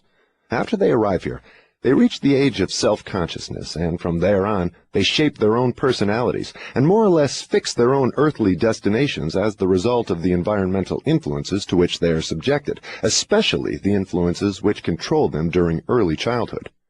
These two facts have been so well established, there's no room for any intelligent person to question them.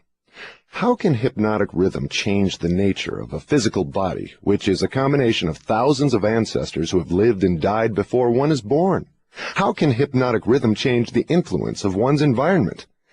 People who are born in poverty and ignorance have a strong tendency to remain poverty-stricken and ignorant all through life. What, if anything, can hypnotic rhythm do about this? Hypnotic rhythm cannot change the nature of the physical body one inherits at birth. But it can, and it does, modify change, control, and make permanent one's environmental influences.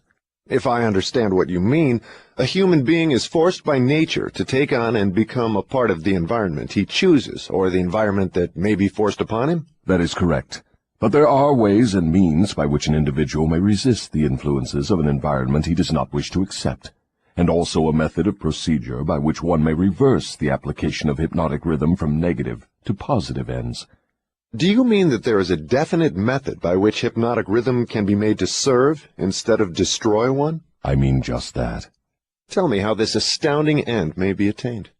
For my description to be of any practical value, it will be necessarily lengthy, because it will have to cover 7 principles of psychology, which must be understood and applied by all who use hypnotic rhythm to aid them in forcing life to yield that which they want. Then break your description into 7 parts, each giving a detailed analysis of one of the 7 principles with simple instructions for its practical application. Your Majesty will now proceed to unfold the secrets of the 7 principles through which human beings may force life to provide them with spiritual, mental, and physical freedom. Do not be sparing in your description of these principles. I want a complete illustration of how the principles may be used by anyone who chooses to use them. Tell us all you know about the principle of definiteness of purpose. If you go through with this mad idea of publishing my confession, you will open the gates of hell and turn loose all the precious souls I have collected back down through the ages. You will deprive me of souls yet unborn. You will release from my bondage millions now living. Stop, I beg of you. Open up. Let's hear what you have to say about the principle of definiteness of purpose. You are pouring water on the fires of hell, but the responsibility is yours, not mine. I may as well tell you that any human being who can be definite in his aims and plans can make life hand over whatever is wanted. That is a broad claim, Your Majesty. Do you wish to tone it down a bit? Tone it down? No, I wish to tone it up. When you hear what I now have to say, you will understand why the principle of definiteness is so important. My opposition uses a clever little trick to cheat me of my control over people. The opposition knows that definiteness of purpose closes the door of one's mind so tightly against me that I cannot break through unless I can induce one to form the habit of drifting. Why doesn't your opposition give your secret to all people by telling them to avoid you through definiteness of purpose? You have already admitted that 2 out of every 100 people belong to your opposition. Because I am more clever than my opposition. I draw people away from definiteness with my promises. You see, I control more people than my opposition because I am a better salesman and a better showman. I attract people by feeding them liberally of the thought habits in which they like to indulge. Is definiteness of purpose something with which one must be born, or may it be acquired? Everyone, as I have told you before, is born with the privilege of being definite, but 98 out of every 100 people lose this privilege by sleeping on it. The privilege of definiteness can be maintained only by adopting it as a policy by which one is guided in all the affairs of life. Oh, I see. One takes advantage of the principle of definiteness, just as one may build a strong physical body, through constant, systematic use. Is that it? You have stated the truth clearly and accurately. Now I think we are getting somewhere, Your Majesty. We have at long last found the starting point from which all who become self-determining in life must take off.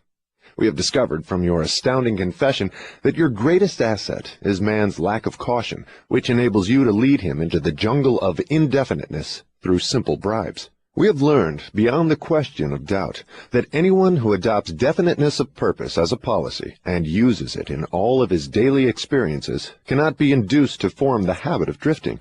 Without the aid of the drifting habit, you are powerless to attract people through promises. Is this correct? I couldn't have stated the truth more clearly myself.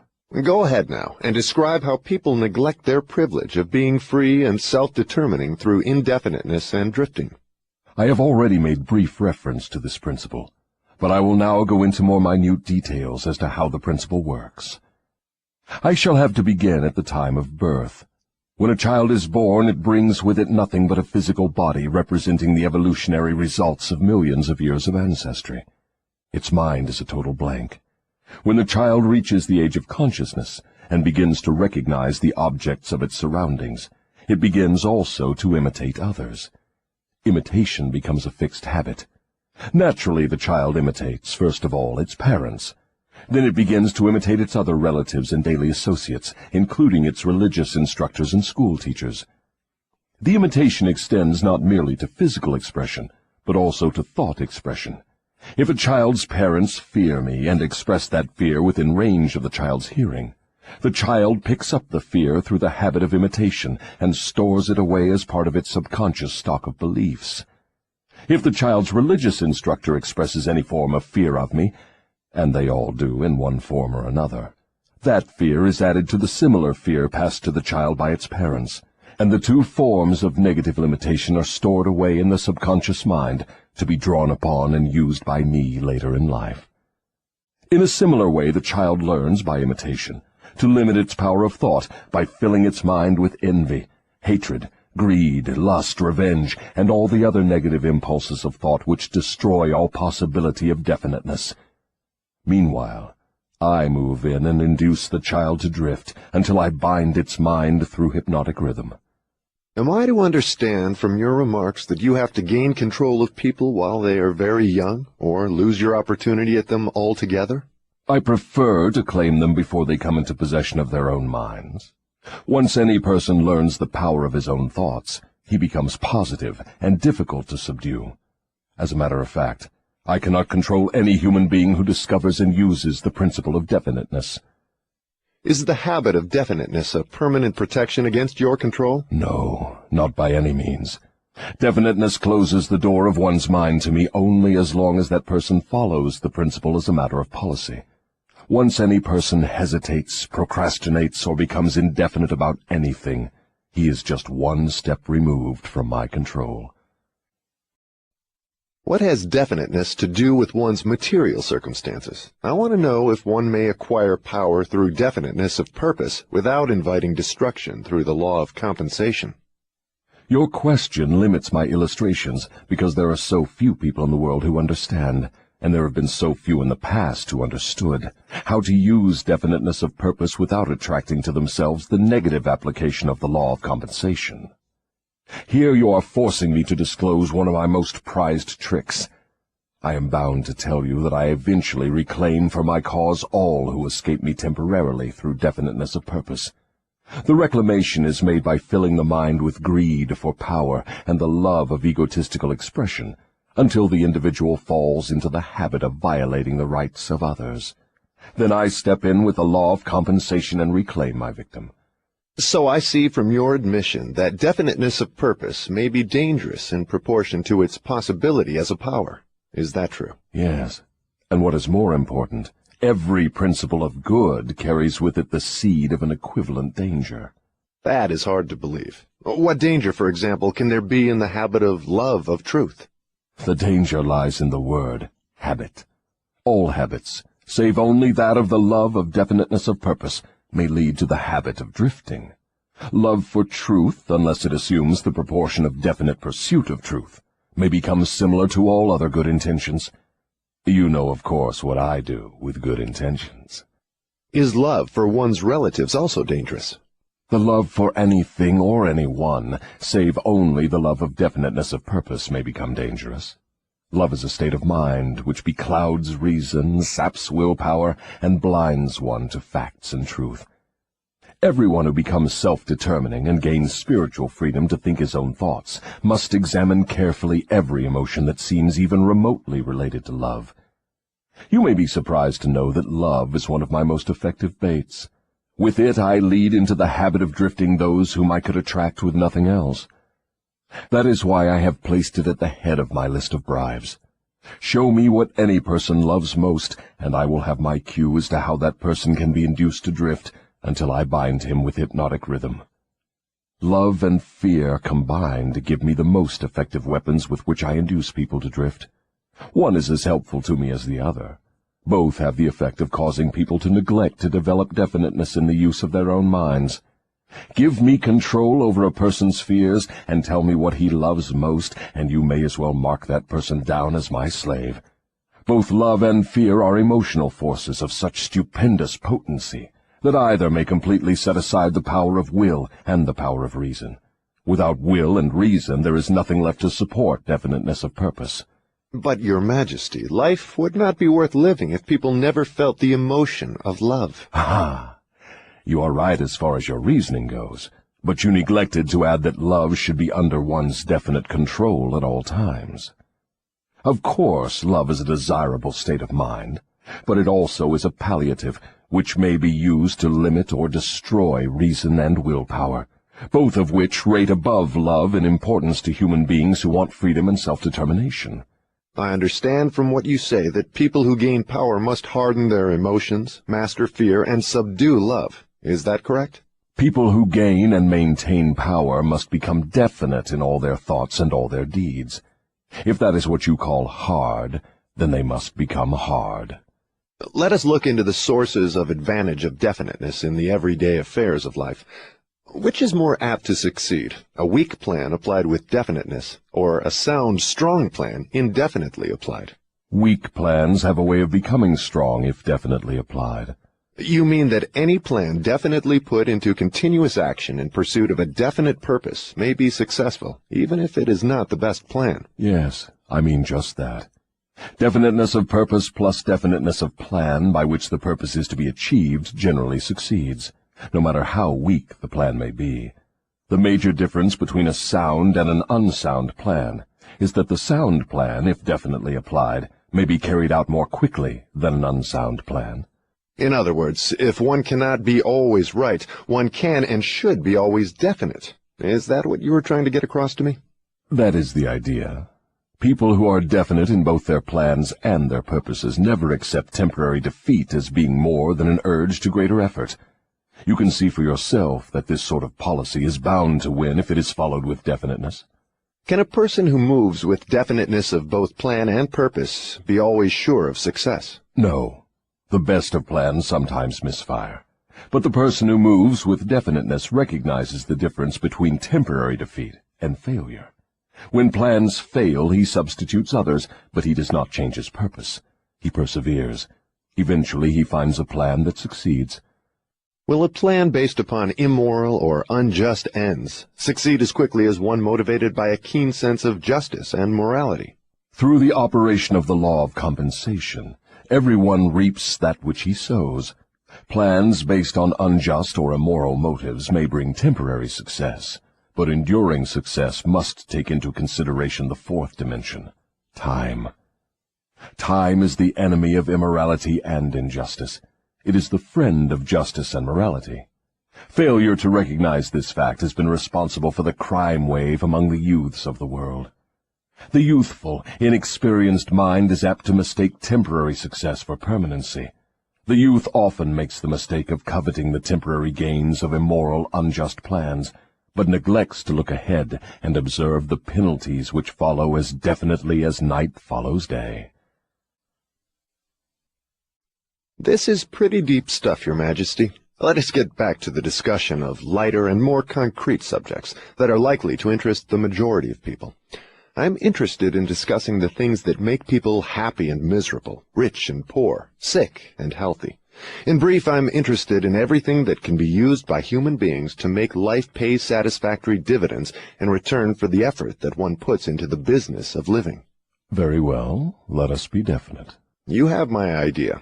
Your Majesty has a tendency to stray off into abstract details, which most people can neither understand nor use in the solution of their problems. Could that, by any chance, be a definite plan of yours to answer my questions with indefinite answers? If that is your plan, it is a slick trick, but it will not work. Go ahead now, and tell me something more of the miseries and failures of human beings growing directly out of indefiniteness. Why not permit me to tell you more of the pleasures and successes of people who understand and apply the principle of definiteness? I observe that sometimes people with definiteness of plan and purpose get what they ask from life, only to find after they get it that they do not want it. What then? Generally, one can get rid of whatever is not wanted by application of the same principle of definiteness with which the thing was acquired. A life that is lived with fullness of peace of mind, contentment, and happiness always divests itself of everything it does not want. Anyone who submits to annoyance by things he does not want is not definite. He is a drifter. What about married people who cease to want each other? Should they separate? Or is it true that all marriages are made in heaven, and the contracting parties are, therefore, forever bound by their bargain, even though it may prove to be a poor one for both? First, let me correct that old saying that all marriages are made in heaven. I know of some which were made on my side of the fence. Minds which do not harmonize should never be forced to remain together in marriage or any other relationship. Friction and all forms of discord between minds lead inevitably to the habit of drifting, and of course to indefiniteness. Aren't people sometimes bound to others by a relationship of duty, which renders it impractical for them to take from life what they want most? Duty is one of the most abused and misunderstood words in existence. The first duty of every human being is to himself. Every person owes himself the duty of finding how to live a full and happy life. Beyond this, if one has time and energy, not needed in the fulfillment of his own desires, one may assume responsibility for helping others.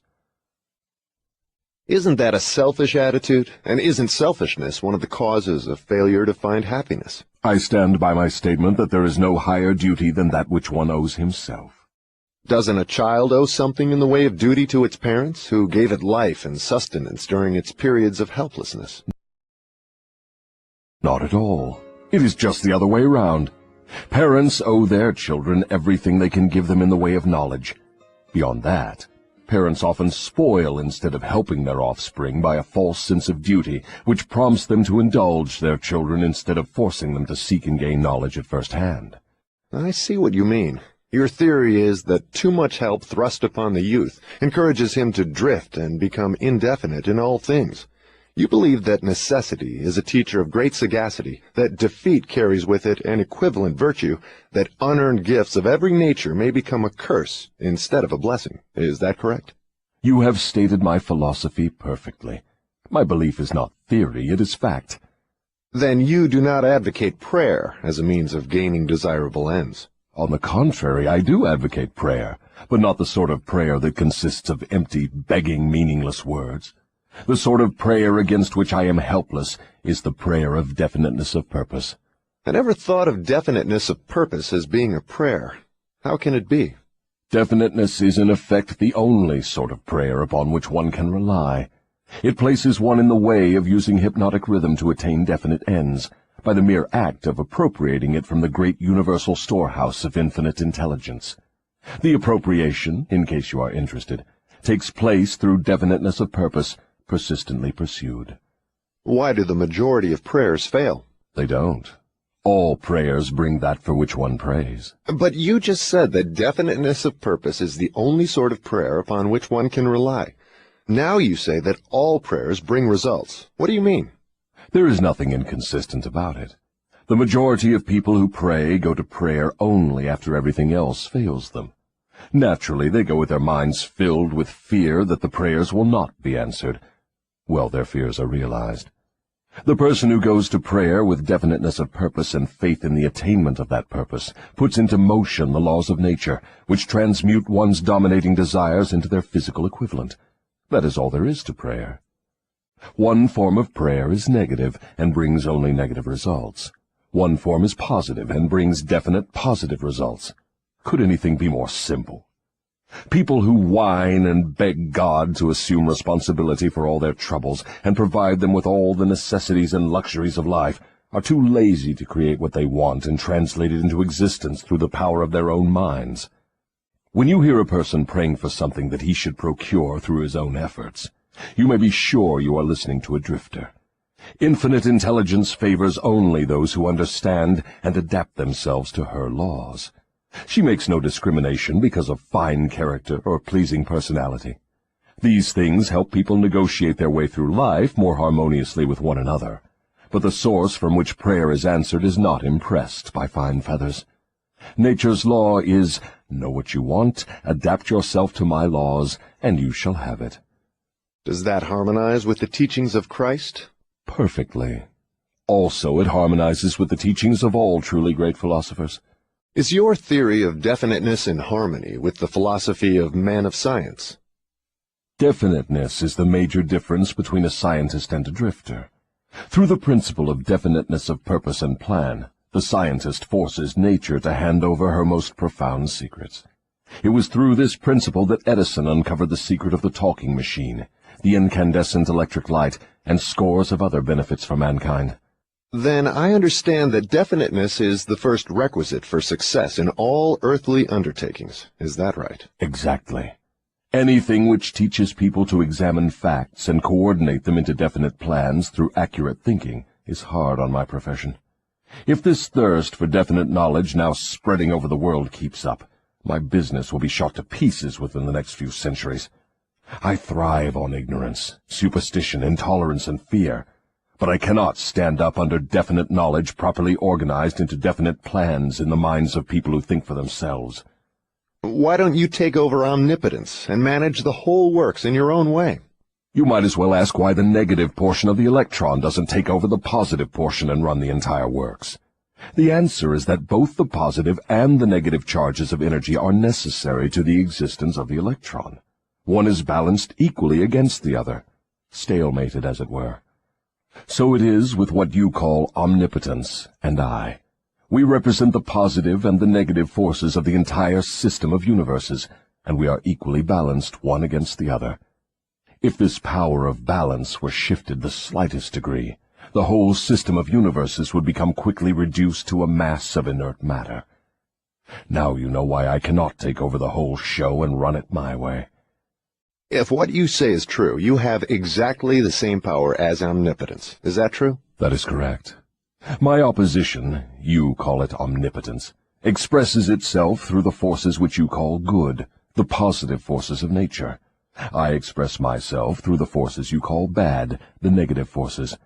Both good and bad are coincidental with existence. One is as important as the other.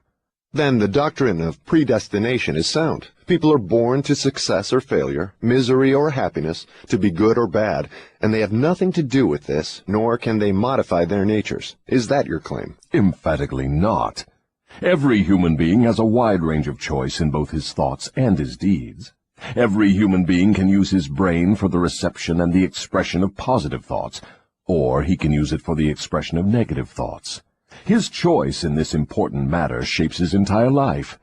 From what you have said, I gather the idea that human beings have more freedom of expression than either you or your opposition. Is that correct? That is true.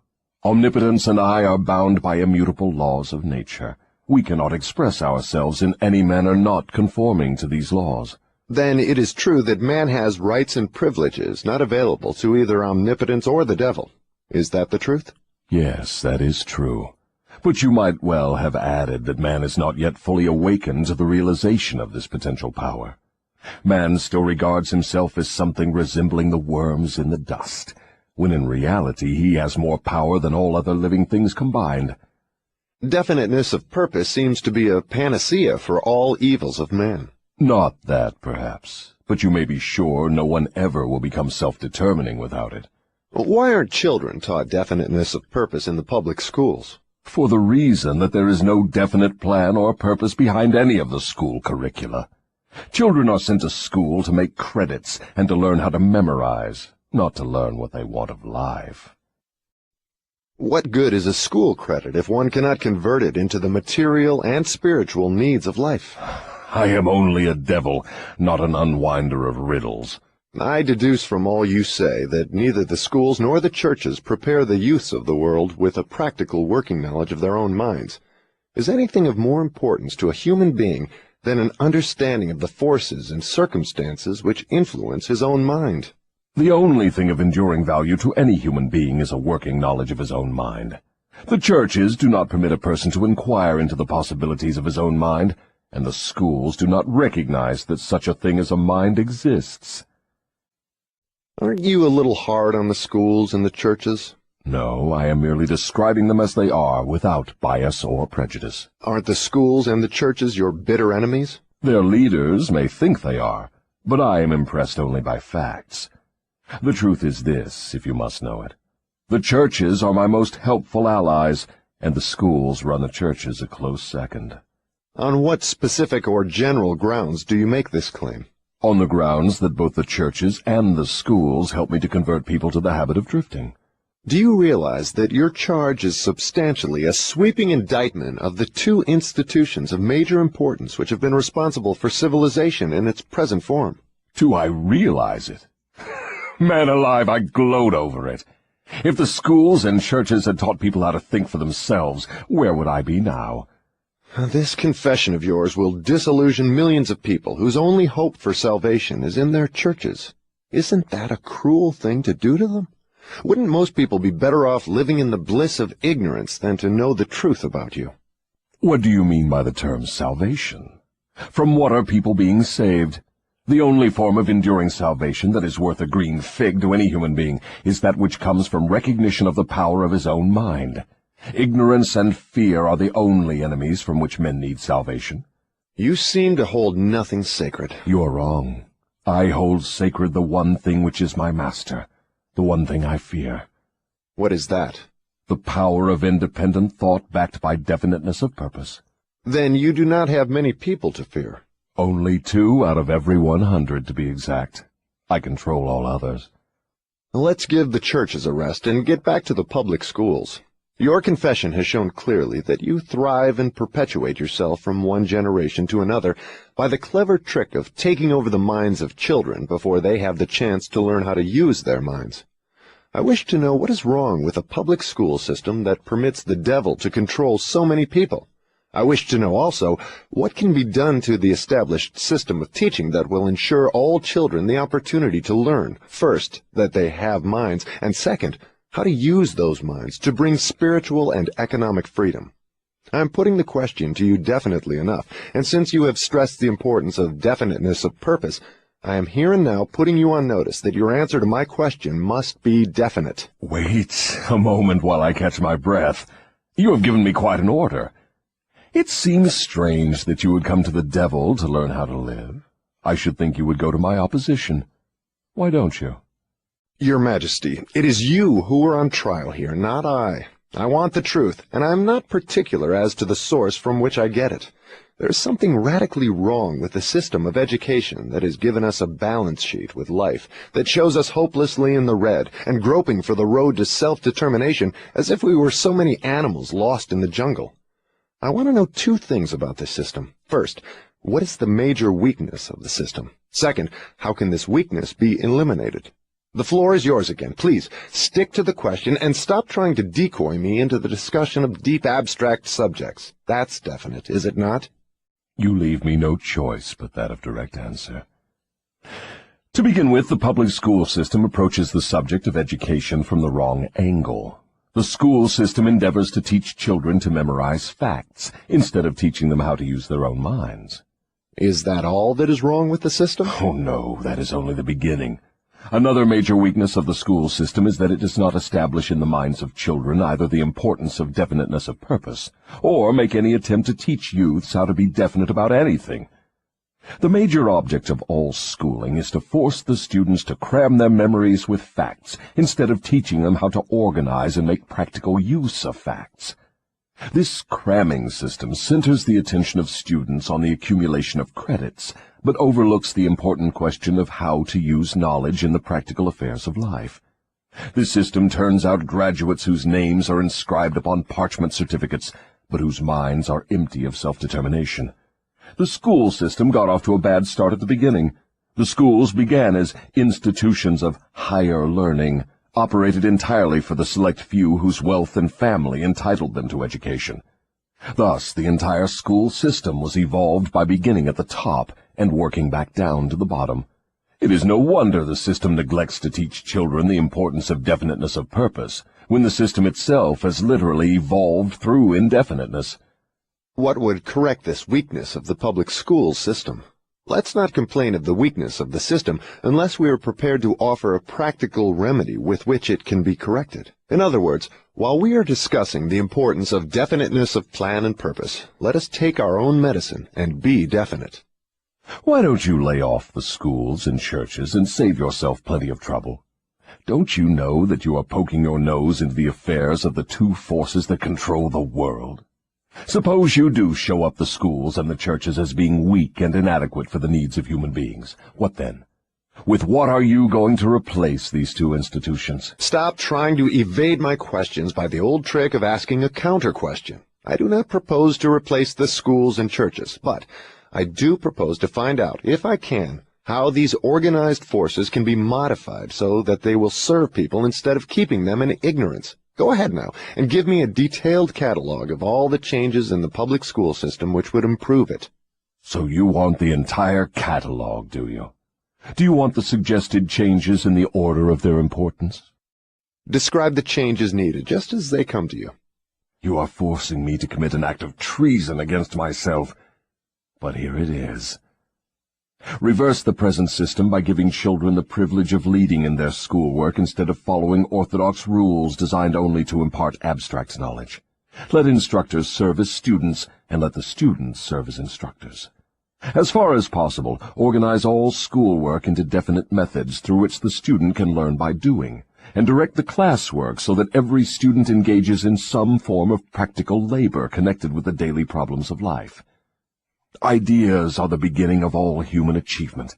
Teach all students how to recognize practical ideas that may be of benefit in helping them acquire whatever they demand of life. Teach the students how to budget and use time. And above all, teach the truth that time is the greatest asset available to human beings, and the cheapest. Teach the student the basic motives by which all people are influenced, and show how to use these motives in acquiring the necessities and the luxuries of life.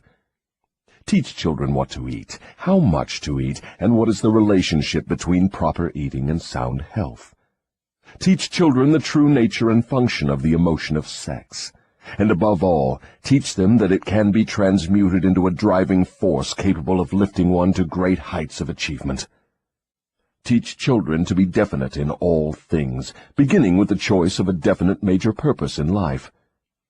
Teach children the nature of and possibilities for good and evil in the principle of habit, using as illustrations with which to dramatize the subject the everyday experiences of children and adults. Teach children how habits become fixed through the laws of hypnotic rhythm, and influence them to adopt, while in the lower grades, habits that will lead to independent thought.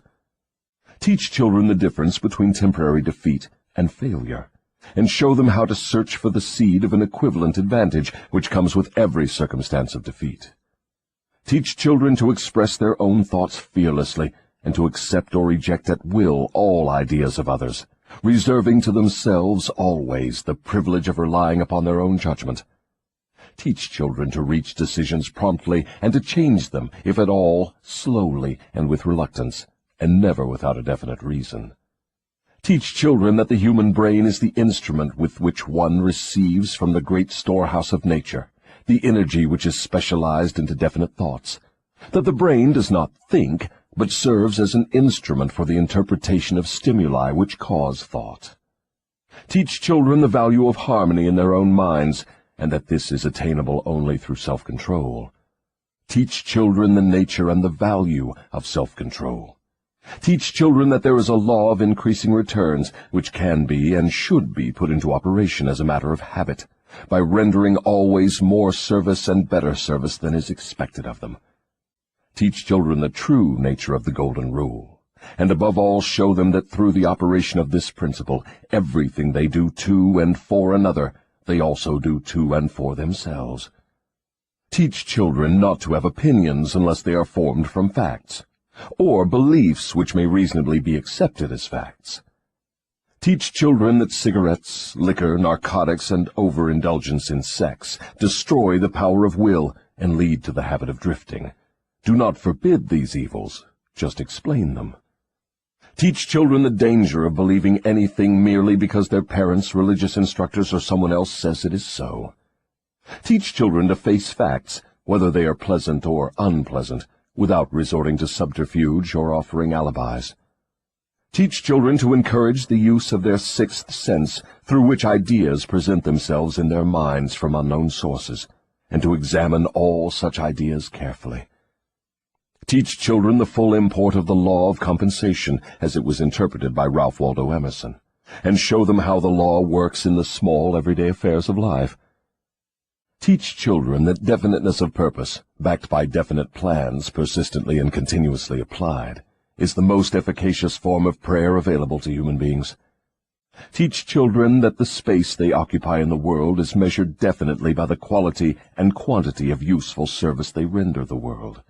Teach children there is no problem which does not have an appropriate solution, and that the solution often may be found in the circumstance creating the problem.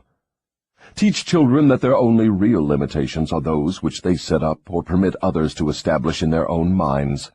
Teach them that man can achieve whatever man can conceive and believe.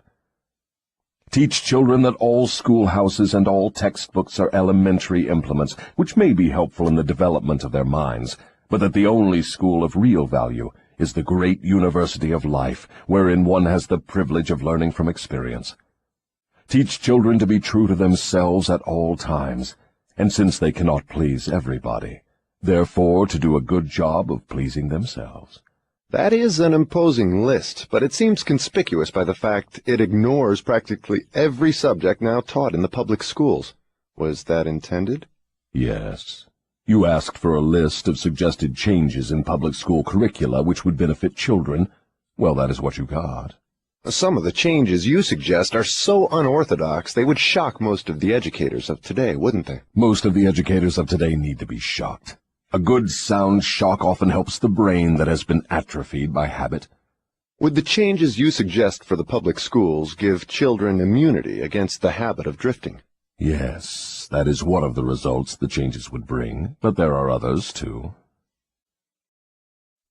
How could the suggested changes be forced into the public school system? You know, of course, it is as difficult to get a new idea into an educator's brain as it is to interest a religious leader in modifying religion so it will help people to get more from life. The quickest and surest way to force practical ideas into the public schools is to first introduce the ideas through private schools and establish such a demand for their use that public school officials will be compelled to employ them. Should any other changes be made in the public school system? Yes, many. Among other changes needed in all public school programs is the addition of a complete course of training in the psychology of harmonious negotiation between people. All children should be taught how to sell their way through life with the minimum amount of friction. Every public school should teach the principles of individual achievement through which one may attain to a position of financial independence. Classes should be abolished altogether. They should be replaced by the round table or conference system, such as businessmen employ. All students should receive individual instruction and guidance in connection with subjects which cannot be properly taught in groups. Every school should have an auxiliary group of instructors consisting of business and professional people, scientists, artists, engineers, and newspapermen, each of whom would impart to all the students a practical working knowledge of his own profession, business, or occupation. This instruction should be conducted through the conference system, to save the time of the instructors. What you have suggested is, in effect, an auxiliary system of instruction that would give all school children a working knowledge of the practical affairs of life, direct from the original source. Is that the idea? You've stated it correctly. Let us dismiss the public school system and go back to the churches for a moment. All my life, I have heard clergymen preaching against sin and warning sinners to beware and repent so they could be saved, but I've never heard any of them tell me what sin is. Will you give me some light on this subject? Sin is anything one does or thinks which causes one to be unhappy. Human beings who are in sound physical and spiritual health should be at peace with themselves and always happy. Any form of mental or physical misery indicates the presence of sin. Name some of the common forms of sin. It is a sin to overeat, because that leads to ill health and misery.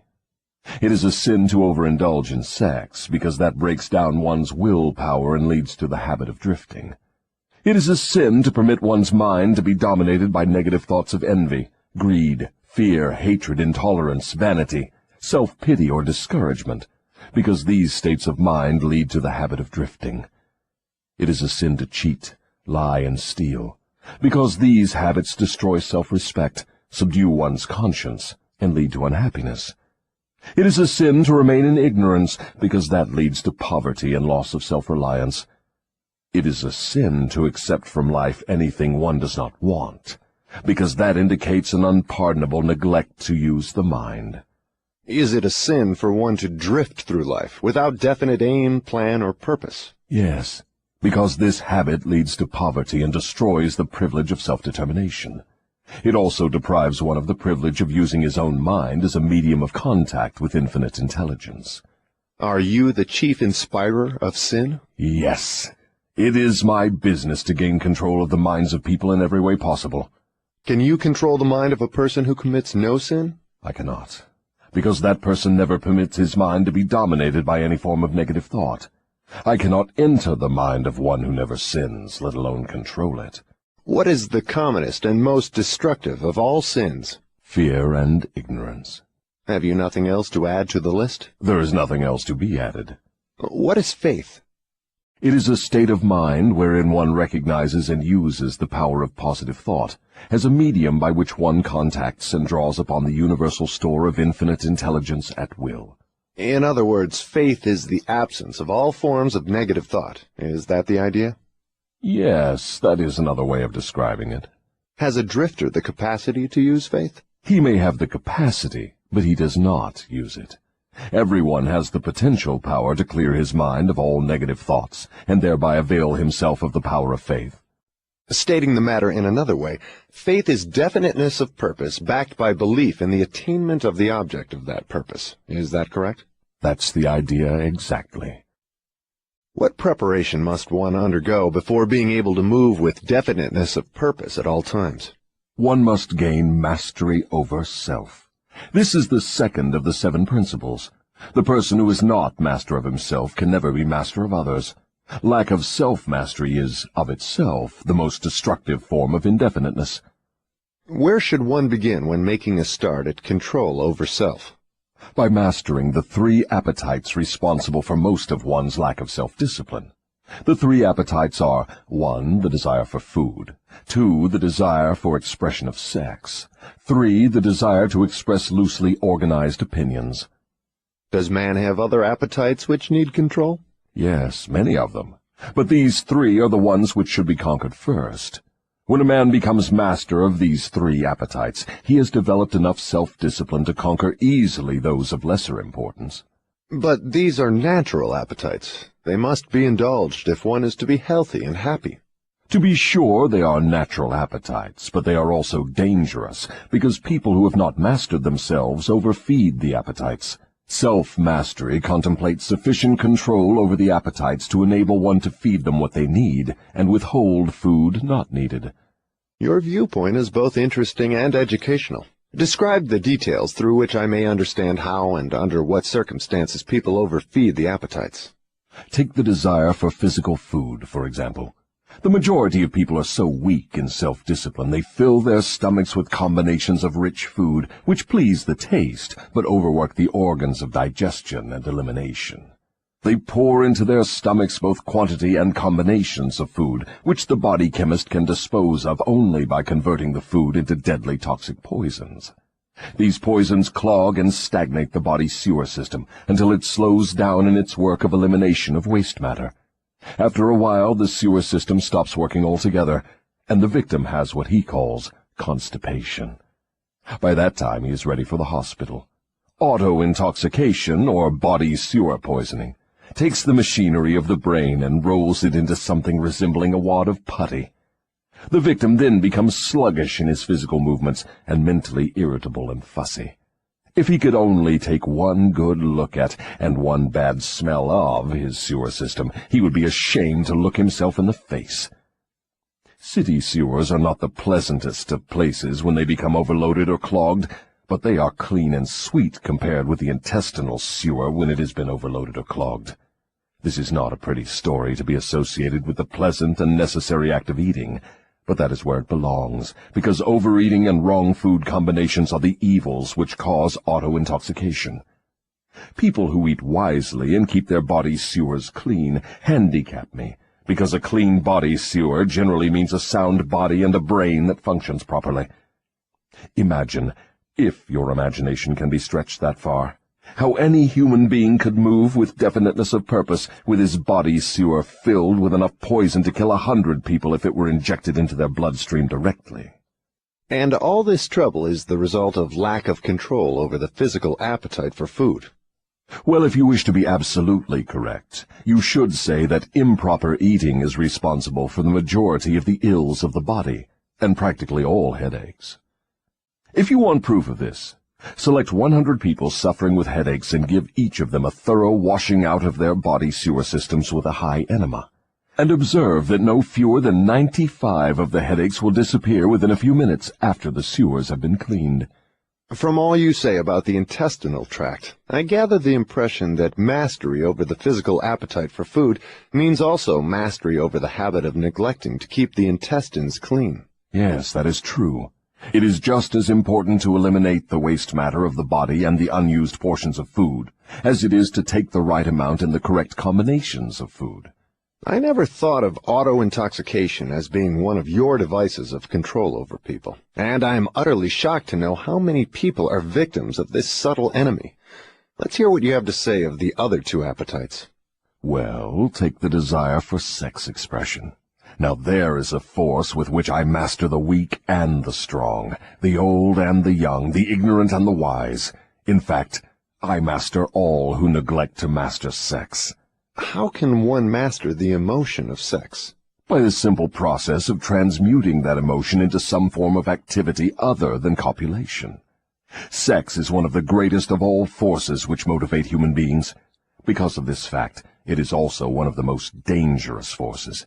If humans would control their sex desires and transmute them into a driving force with which to carry on their occupation, that is, if they spent on their work 1/2 the time they dissipate in pursuit of sex, they would never know poverty.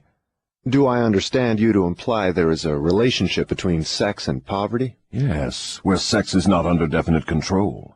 If allowed to run its natural course, sex will quickly lead one into the habit of drifting.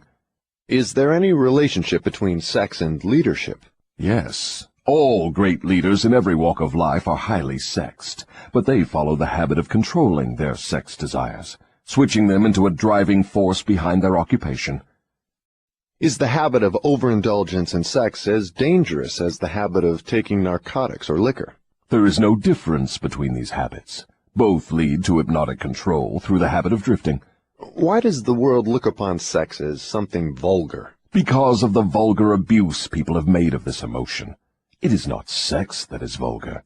It is the individual who neglects or refuses to control and guide it. Do you mean by your statement that one should not indulge the desire for sex? No, I mean that sex, like all other forces available to man, should be understood, mastered, and made to serve man.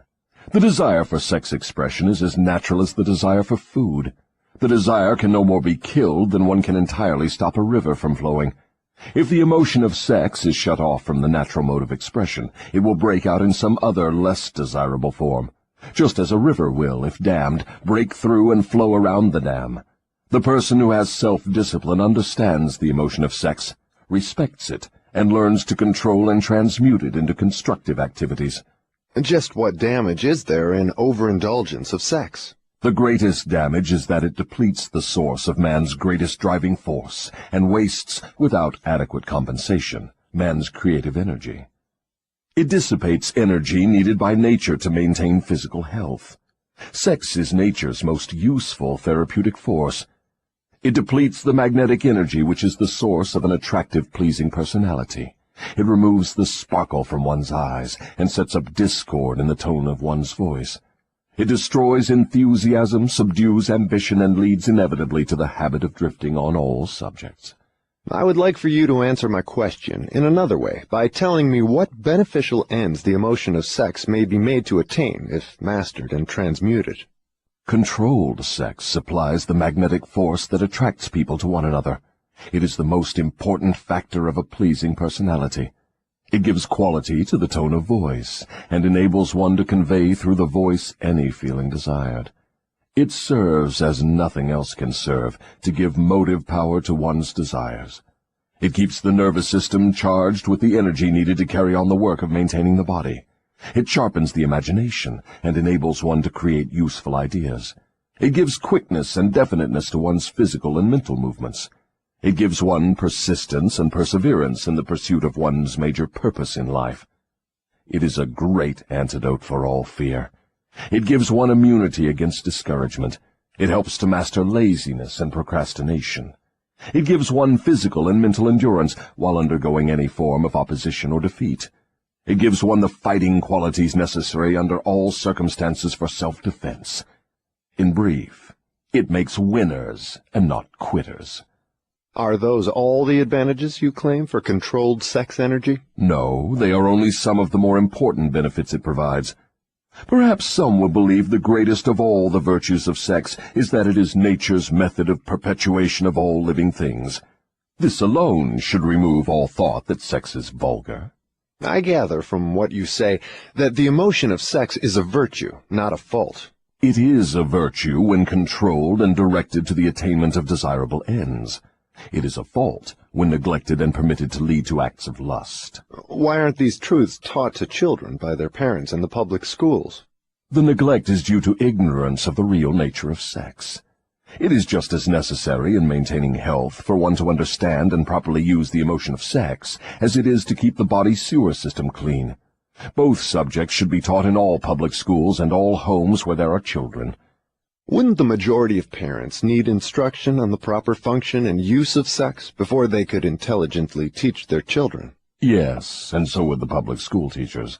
What relative position of importance would you give to the need for accurate knowledge on the subject of sex?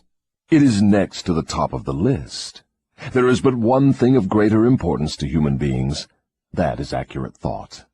Do I understand you to say that knowledge of the true functions of sex and ability to think accurately are the two things of greatest importance to mankind? That is what I intend you to understand. Accurate thinking comes first because it is the solution to all man's problems, the answer to all his prayers, the source of opulence and all material possessions. Accurate thinking is aided by properly controlled and directed sex emotion, because sex emotion is the same energy as that with which one thinks. It begins with those who desire self-determination sufficiently to be willing to pay its price. No one can be entirely free, spiritually, mentally, physically, and economically, without learning the art of accurate thinking. No one can learn to think accurately without including, as a part of the needed knowledge, information on the control of sex emotion through transmutation. It will be a great surprise to many people to learn there is so close a relationship between thinking and sex emotion. Tell us now about the third appetite, and let's see what it has to do with self-discipline. The habit of expressing loosely organized opinions is one of the most destructive of habits. Its destructiveness consists in its tendency to influence people to guess instead of searching for the facts when they form opinions, create ideas, or organize plans. The habit develops a grasshopper mind, one that jumps from one thing to another but never completes anything. And, of course, carelessness in the expression of opinions leads to the habit of drifting.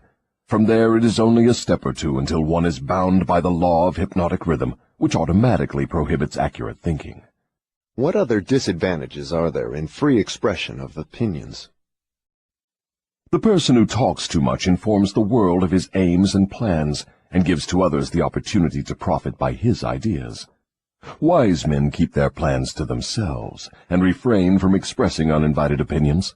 This prevents others from appropriating their ideas and makes it difficult for others to interfere with their plans. Why do so many people indulge in the habit of expressing uninvited opinions?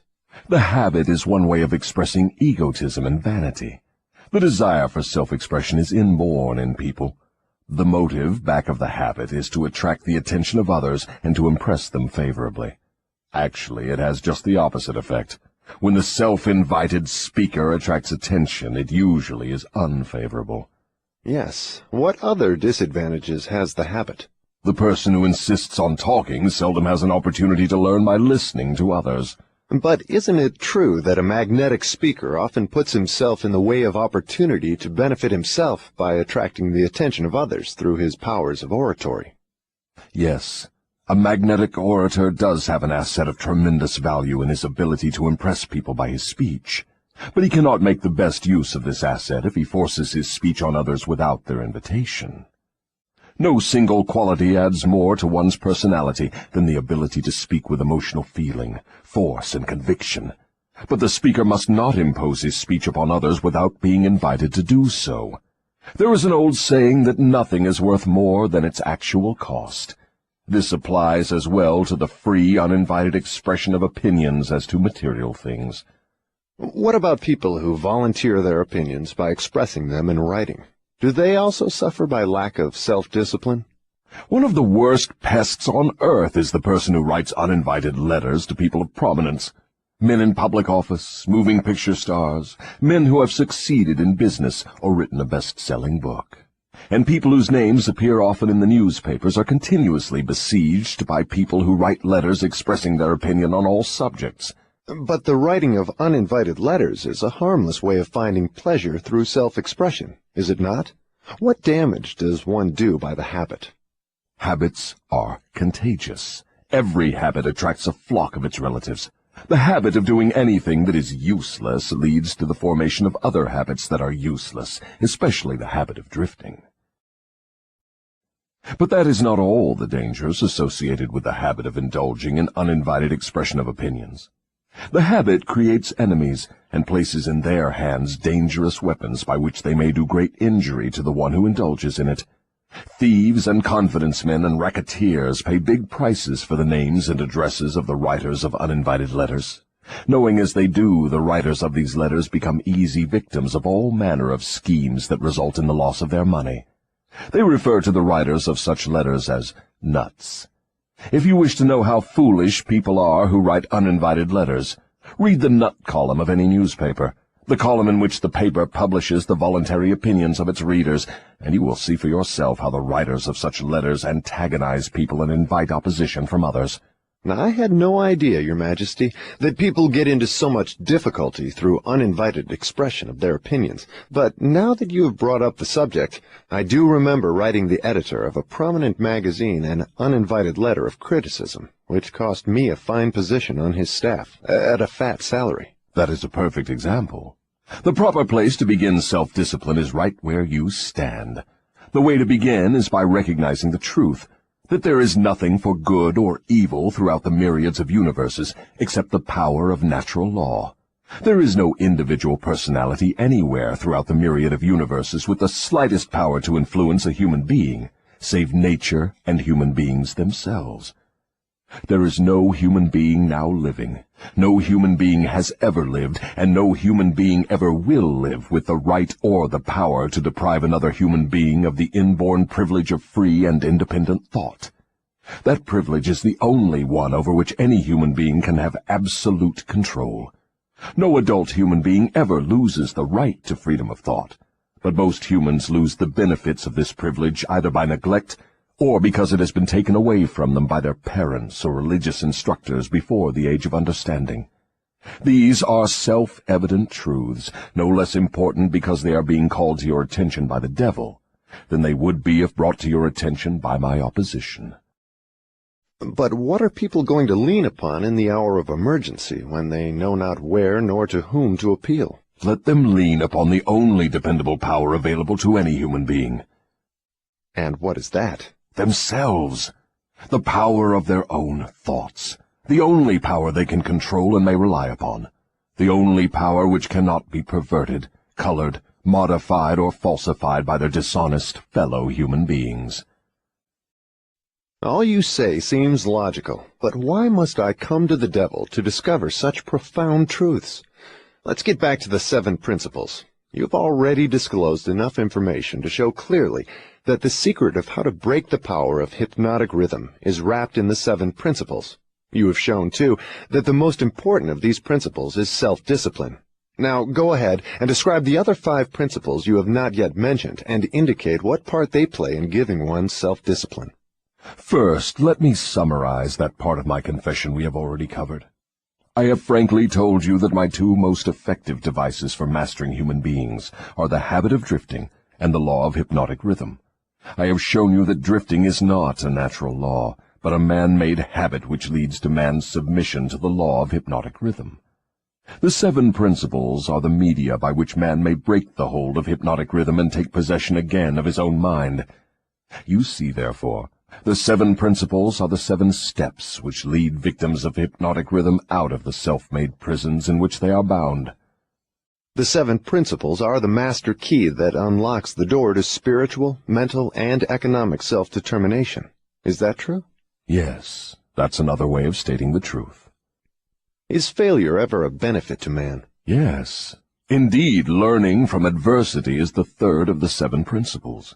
But few people know that every adversity brings with it the seed of an equivalent advantage. Still fewer people know the difference between temporary defeat and failure. If this knowledge were generally known, I would be deprived of one of my strongest weapons of control over human beings. But I understood you to say that failure is one of your greatest allies. I got the impression from your confession that failure causes people to lose ambition and quit trying, and then you take them over without opposition on their part. That is just the point. I take them over after they quit trying. If they knew the difference between temporary defeat and failure, they would not quit when they meet with opposition from life. If they knew that every form of defeat and all failures bring with them the seed of unborn opportunity, they would keep on fighting and win. Success usually is but one short step beyond the point where one quits fighting. Is that all one might learn from adversity, defeat, and failure? No, that is the least of what one might learn.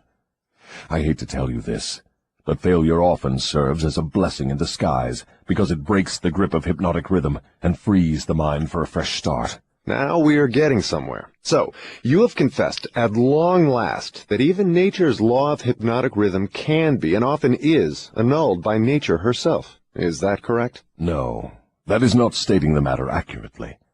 Nature never reverses any of her natural laws. Nature does not take away a human being's freedom of thought through hypnotic rhythm. The individual gives up his freedom by abuse of this law. If a man jumped from a tree and was killed by the sudden impact of his body with the earth, through the law of gravity, you wouldn't say nature murdered him, would you? You would say the man neglected to relate himself properly to the law of gravity. I'm beginning to see. The law of hypnotic rhythm is capable of both negative and positive application. It may drag one down to slavery through loss of the privilege of freedom of thought, or it may help one rise to great heights of achievement through the free use of thought, depending on how the individual relates himself to the law. Is that correct? Now you have it right. But what about failure? One does not fail intentionally with purpose aforethought. No one encourages temporary defeat. These are circumstances over which the individual often has no control whatsoever. How, then, can it be said that nature does not take away one's freedom of thought when failure destroys ambition, willpower, and the self-confidence essential to make a fresh start? Failure is a man-made circumstance. It is never real until it has been accepted by man as permanent. Stating it another way, failure is a state of mind. Therefore, it is something an individual can control until he neglects to exercise this privilege. Nature does not force people to fail, But nature does impose her law of hypnotic rhythm upon all minds, and through this law gives permanency to the thoughts which dominate those minds. In other words, failure thoughts are taken over by the law of hypnotic rhythm and made permanent if the individual accepts any circumstances as being permanent failure. That same law just as readily takes over and makes permanent thoughts of success. What part, then, does failure play in helping an individual break the grip of hypnotic rhythm after that law has been fastened upon his mind? Failure brings a climax in which one has the privilege of clearing his mind of fear and making a new start in another direction. Failure proves conclusively that something is wrong with one's aims or the plans by which the object of these aims is sought. Failure is the dead end of the habit path one has been following, and when it is reached, it forces one to leave that path and take up another, thereby creating a new rhythm. But failure does more than this. It gives an individual an opportunity to test himself, wherein he may learn how much willpower he possesses. Failure also forces people to learn many truths they would never discover without it. Failure often leads an individual to an understanding of the power of self-discipline, without which no one could turn back after having once been the victim of hypnotic rhythm. Study the lives of all people who achieve outstanding success in any calling, and observe with profit that their success is usually in exact ratio to their experiences of defeat before succeeding. Is this all you have to say of the advantages of failure? No, I have barely begun. If you want the real significance of adversity, failure, defeat, and all other experiences which break up a human being's habits and force him to form new habits, watch nature at her work. Nature uses illness to break the physical rhythm of the body when the cells and organs become improperly related. She uses economic depressions to break the rhythm of mass thought when great numbers of people become improperly related, through business, social, and political activities. And she uses failure to break the rhythm of negative thought when an individual becomes improperly related to himself in his own mind. Observe carefully, and you will see that everywhere in nature there is always at work a natural law which gives eternal change to all matter, all energy, and to the power of thought. The only permanent thing in the universe is change, eternal, inexorable change, through which every atom of matter and every unit of energy has the opportunity to properly relate itself to all other units of matter and energy. And every human being has the opportunity and the privilege of properly relating himself to all other human beings, no matter how many mistakes he makes, or how many times or in what ways he may be defeated. When mass failure overtakes a nation, such as the 1929 World Business Depression, the circumstance is in perfect harmony with nature's plan to break up man's habits and give out fresh opportunities. What you are saying intrigues me. Am I to understand that hypnotic rhythm has something to do with the way people relate themselves to one another? That abstract, elusive thing called character is nothing but a manifestation of the law of hypnotic rhythm.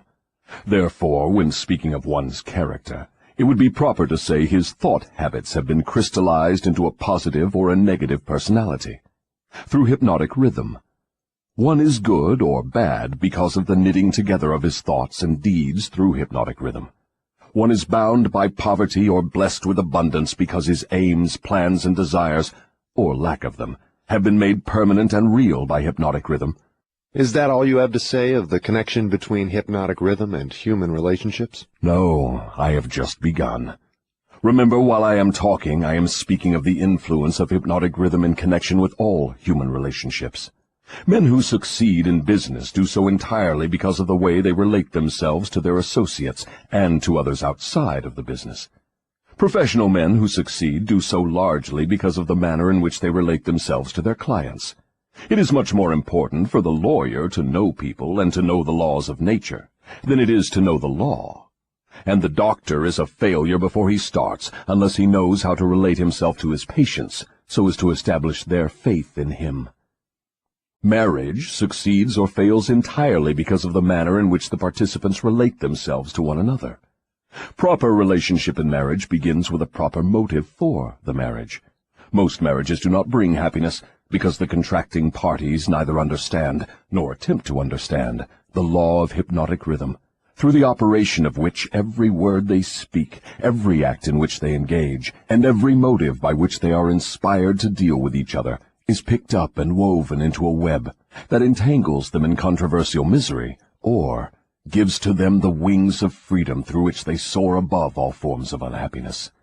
Every newly made acquaintanceship between people ripens into friendship and then into spiritual harmony, sometimes called love, or plants a germ of suspicion and doubt which evolves and grows into open rebellion, according to the way in which the participants in the acquaintanceship relate themselves to one another. Hypnotic rhythm picks up the dominating motives, aims, purposes, and feelings of the contacting minds, and weaves these into some degree of faith or fear, love or hatred. After the pattern has taken definite shape, as it does with time, it is forced upon the contacting minds and made a part thereof. In this silent way does nature make permanent the dominating factors of every human relationship. In every human relationship, the evil motives and the evil deeds of the contacting individuals are coordinated and consolidated into definite form and subtly woven into that all-important human trait known as character. In the same manner, the motives and the deeds of good are consolidated and forced upon the individual. You see, therefore, it is not only one's deeds, but also one's very thoughts which determine the nature of all human relationships. You are leading into pretty deep water. Let's keep it near the shore, where I can follow you without fear of getting beyond a safe depth. Go ahead and tell me how this subject of human relationships actually works in the current affairs of a problem-filled world such as we have today. That is a happy thought. But let me make sure you understand the principles I am telling about, before I try to show you how to apply them in the affairs of life. I wish to be sure you understand that the law of hypnotic rhythm is something that no one can control, influence, or evade. But everyone can relate himself to this law so as to benefit by its inexorable operation. Harmonious relationship with the law consists entirely of the individual changing his habits so they represent the circumstances and the things the individual wants and is willing to accept. No one can change the law of hypnotic rhythm any more than one can change the law of gravity, but everyone can change himself. Remember, therefore, in all the discussion of this subject, that all human relationships are made and maintained by the habits of the individuals related. The law of hypnotic rhythm plays only the part of solidifying the factors which constitute human relationships, but it does not create those factors.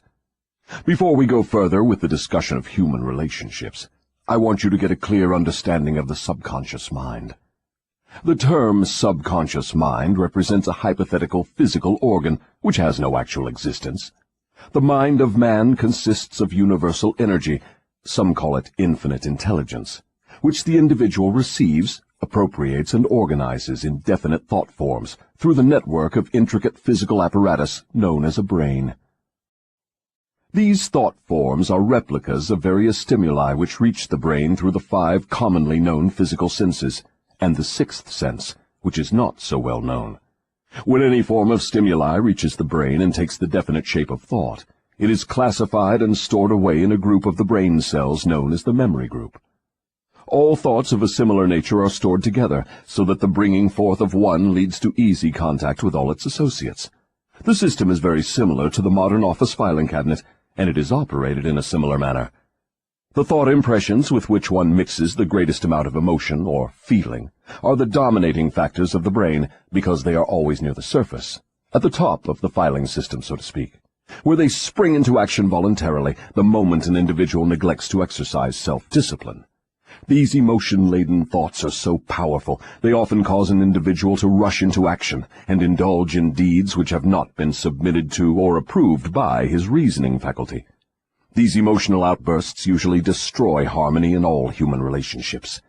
The brain often brings together combinations of emotional feelings so powerful they completely set aside the control of the reasoning faculty. On all such occasions, human relationships are apt to be lacking in harmony. Through the operation of the 6th sense, the brain of a human being may contact the filing cabinet of other brains and inspect at will whatever thought impressions are on file there.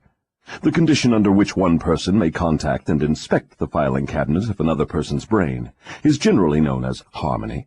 But you may better understand what is meant if I say brains attuned to the same rate of thought vibrations can easily and quickly exercise the privilege of entering and inspecting each other's filing cabinets of thoughts. In addition to receiving organized thoughts from the filing cabinets of other brains through the sixth sense, one can, through this same physical organ, contact and receive information from the universal storehouse known as infinite intelligence. All information reaching one's brain through the sixth sense comes from sources not easily isolated or traced. Therefore, this sort of information is generally believed to come from one's subconscious mind. The sixth sense is the organ of the brain through which one receives all information, all knowledge, all thought impressions which do not come through one or more of the 5 physical senses. Now that you understand how the mind operates, you will more easily understand how and why people come to grief through improper human relationships. You will also understand how human relationship may be made to yield riches in their highest form, riches in material, mental, and spiritual estates. Moreover, you will understand there can never be happiness except through understanding and application of the right principles of human relationships. You will understand, too, that no individual is an entity unto himself, that completeness of mind can be attained only by harmony of purpose and deed between 2 or more minds. You will understand why every human being should, of his own choice, become his brother's keeper in fact, as well as in theory. What you say may be true, but I still insist that you have me beyond safe depths of thought. Let us get back nearer to the shore, where I can wade in familiar water. We shall go out into the deeper water after we learn to swim well. We started out to discuss the subject of how to profit by adversity, but it seems we have drifted somewhat afield from that subject. We have detoured, but we have not drifted. The devil never drifts. The detour was necessary in order that you might be prepared to understand the most important part of this entire interview. We are now ready to get back to the discussion of the subject of adversity. Inasmuch as most adversities grow out of improper relationships between people, it seems important to understand how people may become properly related. Naturally, the question arises as to what is a proper relationship between people. The answer is that the proper relationship is one that brings to all connected with it, or affected by it, some form of benefit. What then is an improper relationship? Any relationship between people which damages anyone, or brings any form of misery or unhappiness to any of the individuals. How can improper relationships be corrected? By change of mind of the person causing the improper relationship, or by changing the persons to the relationship.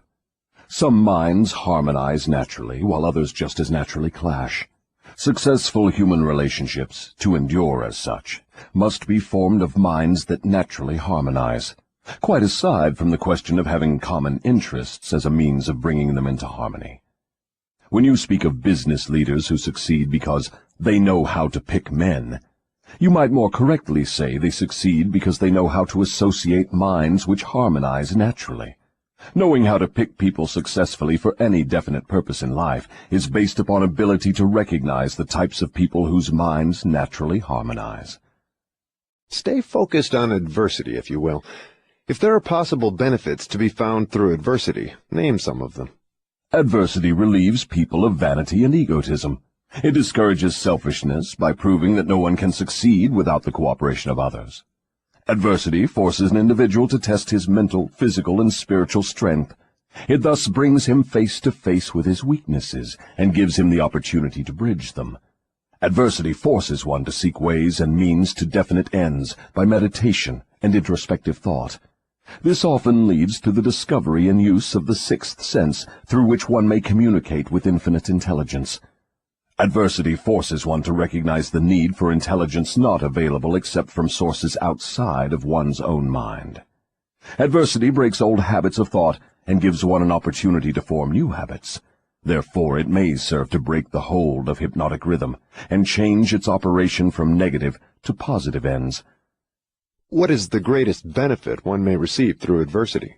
The greatest benefit of adversity is that it may, and generally does, force one to change one's thought habits, thus breaking and redirecting the force of hypnotic rhythm. In other words, failure always is a blessing when it forces one to acquire knowledge or to build habits that lead to the achievement of one's major purpose in life. Is that correct? Yes, and something more. Failure is a blessing when it forces one to depend less upon material forces and more upon spiritual forces. Many human beings discover their other selves, the forces which operate through the power of thought, only after some catastrophe deprives them of the full and free use of their physical bodies. When a man can no longer use his hands and his feet, he usually begins to use his brain. Thus he puts himself in the way of discovering the power of his own mind. What benefits may be derived from the loss of material things, money, for example? The loss of material things may teach many needed lessons, none greater, however, than the truth that man has control over nothing and has no assurance of the permanent use of anything except his own power of thought. I wonder if this is not the greatest benefit available through adversity. No. The greatest potential benefit of any circumstance which causes one to make a fresh start is that it provides an opportunity to break the grip of hypnotic rhythm and set up a new set of thought habits. New habits offer the only way out for people who fail. Most people who escape from the negative to the positive operation of the law of hypnotic rhythm do so only because of some form of adversity which forces them to change their thought habits. Isn't adversity apt to break one's self-reliance and cause one to give up hope? It has that effect on those whose willpower is weak through long-established habits of drifting. It has the opposite effect on those who have not been weakened through drifting. The non-drifter meets with temporary defeat and failure, but his reaction to all forms of adversity is positive. He fights instead of giving up, and usually wins. Life gives no one immunity against adversity, but life gives to everyone the power of positive thought, which is sufficient to master all circumstances of adversity and convert them into benefits. The individual is left with the privilege of using or neglecting to use his prerogative right to think his way through all adversities. Every individual is forced either to use his thought power for the attainment of definite positive ends, or by neglect or design, use this power for the attainment of negative ends. There can be no compromise, no refusal to use the mind. The law of hypnotic rhythm forces every individual to give some degree of use, either negative or positive, to his mind. But it does not influence the individual as to which use he will make of his mind. Am I to understand from what you say that every adversity is a blessing? No, I did not say that. I said there is the seed of an equivalent advantage in every adversity. I did not say there was the full-blown flower of advantage, just the seed. Usually the seed consists of some form of knowledge, some idea or plan, or some opportunity which would not have been available except through the change of thought habits forced by the adversity. Are those all the benefits available to human beings through failure? No. Failure is used by nature as a common language in which she chastises people when they neglect to adapt themselves to her laws. For example, the World War was man-made and destructive. Nature planted in the circumstances of the war the seed of an equivalent reprimand in the form of a world depression. The depression was inevitable and inescapable. It followed the war as naturally as day follows night, and by the operation of the selfsame law, the law of hypnotic rhythm. Am I to understand that the law of hypnotic rhythm is the same as that which Ralph Waldo Emerson called the law of compensation? The law of hypnotic rhythm is the law of compensation. It is the power with which nature balances negative and positive forces throughout the universes, in all forms of energy, in all forms of matter, and in all human relationships.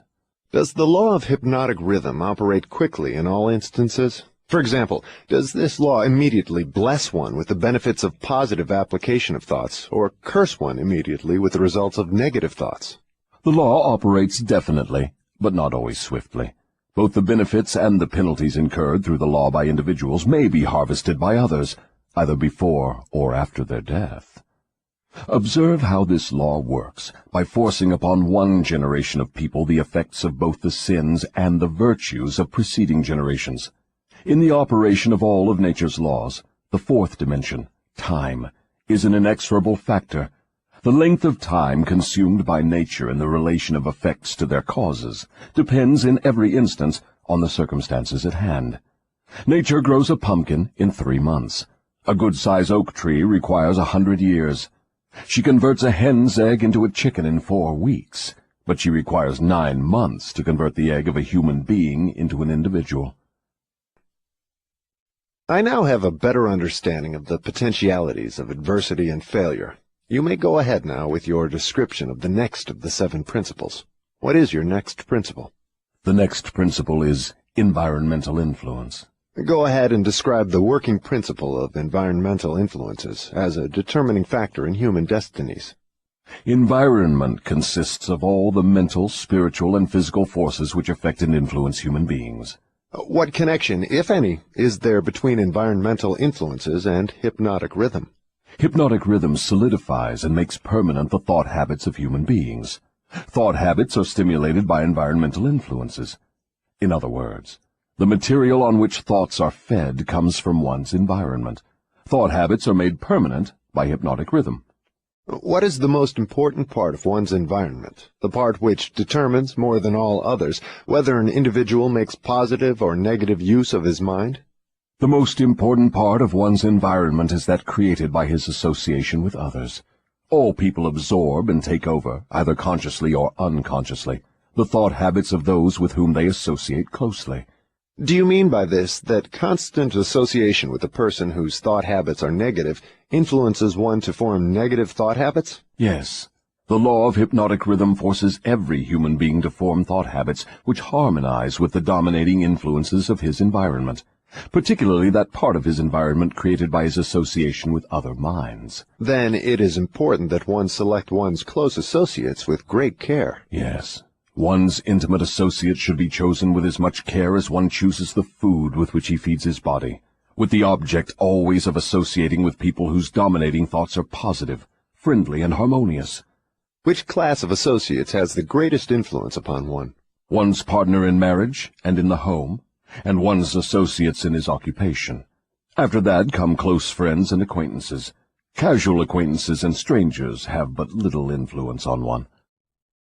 Why does one's partner in marriage have so great an influence upon one's mind? Because the relationship of marriage brings people under the influence of spiritual forces of such weight that they become dominating forces of the mind. How may environmental influences be used to break the grip of hypnotic rhythm? All influences which establish thought habits are given permanency through the law of hypnotic rhythm. One may change the influences of his environment, so that the dominating influences are either positive or negative, and the law of hypnotic rhythm will make them permanent unless they are changed through one's habits of thought. Stating this truth in another way, one may submit himself to any environmental influence desired, whether positive or negative, and the law of hypnotic rhythm will make the influence permanent when it assumes the magnitude of thought habit. Is that the way the law works? That is correct. Be careful of all forces which inspire thought.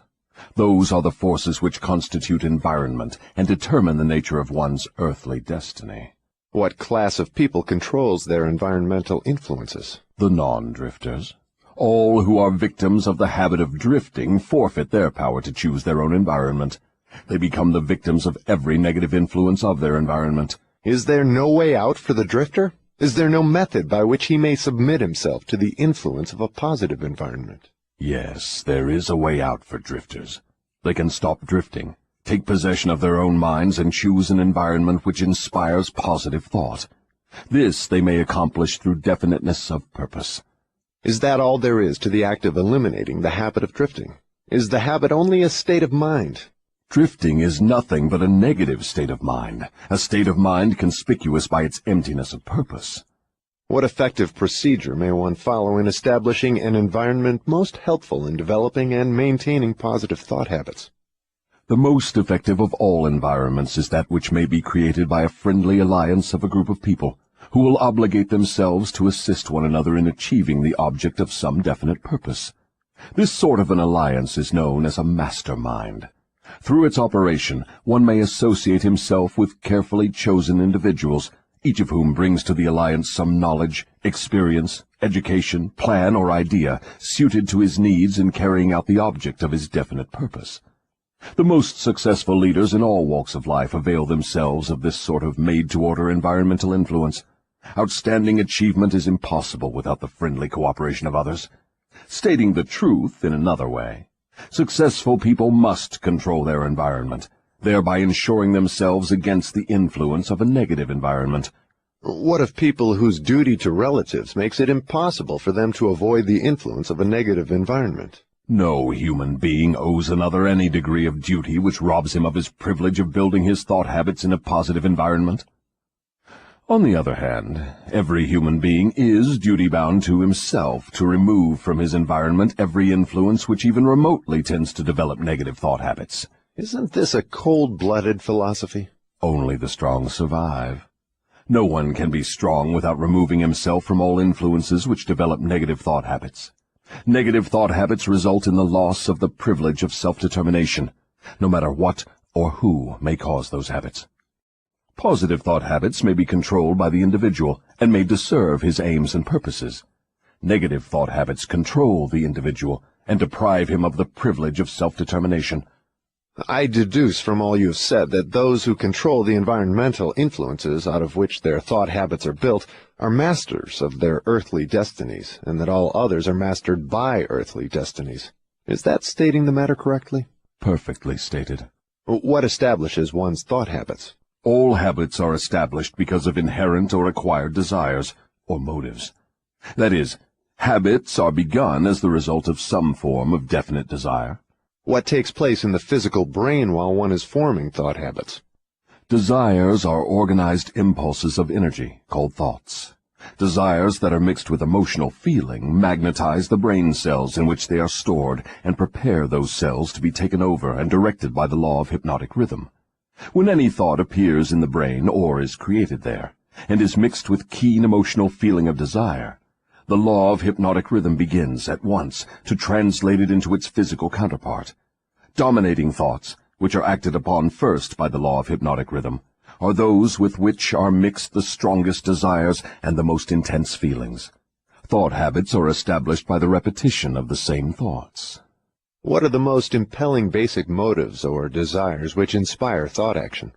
The 10 most common motives, those which inspire most of one's physical action, are these: the desire for sex expression and love, the desire for physical food, the desire for spiritual, mental, and physical self-expression, the desire for perpetuation of life after death, the desire for power over others, the desire for material wealth, the desire for knowledge, the desire to imitate others, the desire to excel others, the 7 basic fears. These are the dominating motives which inspire the majority of all human endeavors. What about the negative desires, such as greed, envy, avarice, jealousy, anger? Are these not expressed more often than any of the positive desires? All negative desires are nothing but frustrations of positive desires. They are inspired by some form of defeat, failure, or neglect by human beings to adapt themselves to nature's laws in a positive way. That's a new slant on the subject of negative thoughts. If I correctly understand what you have said, all negative thoughts are inspired by one's neglect or failure to adapt oneself harmoniously to nature's laws. Is that correct? That is exactly correct. Nature will not tolerate idleness or vacuums of any sort. All space must be and is filled with something. Everything in existence, of both a physical and a spiritual nature, must be and is constantly in motion. The human brain is no exception. It was created to receive, organize, specialize, and express the power of thought.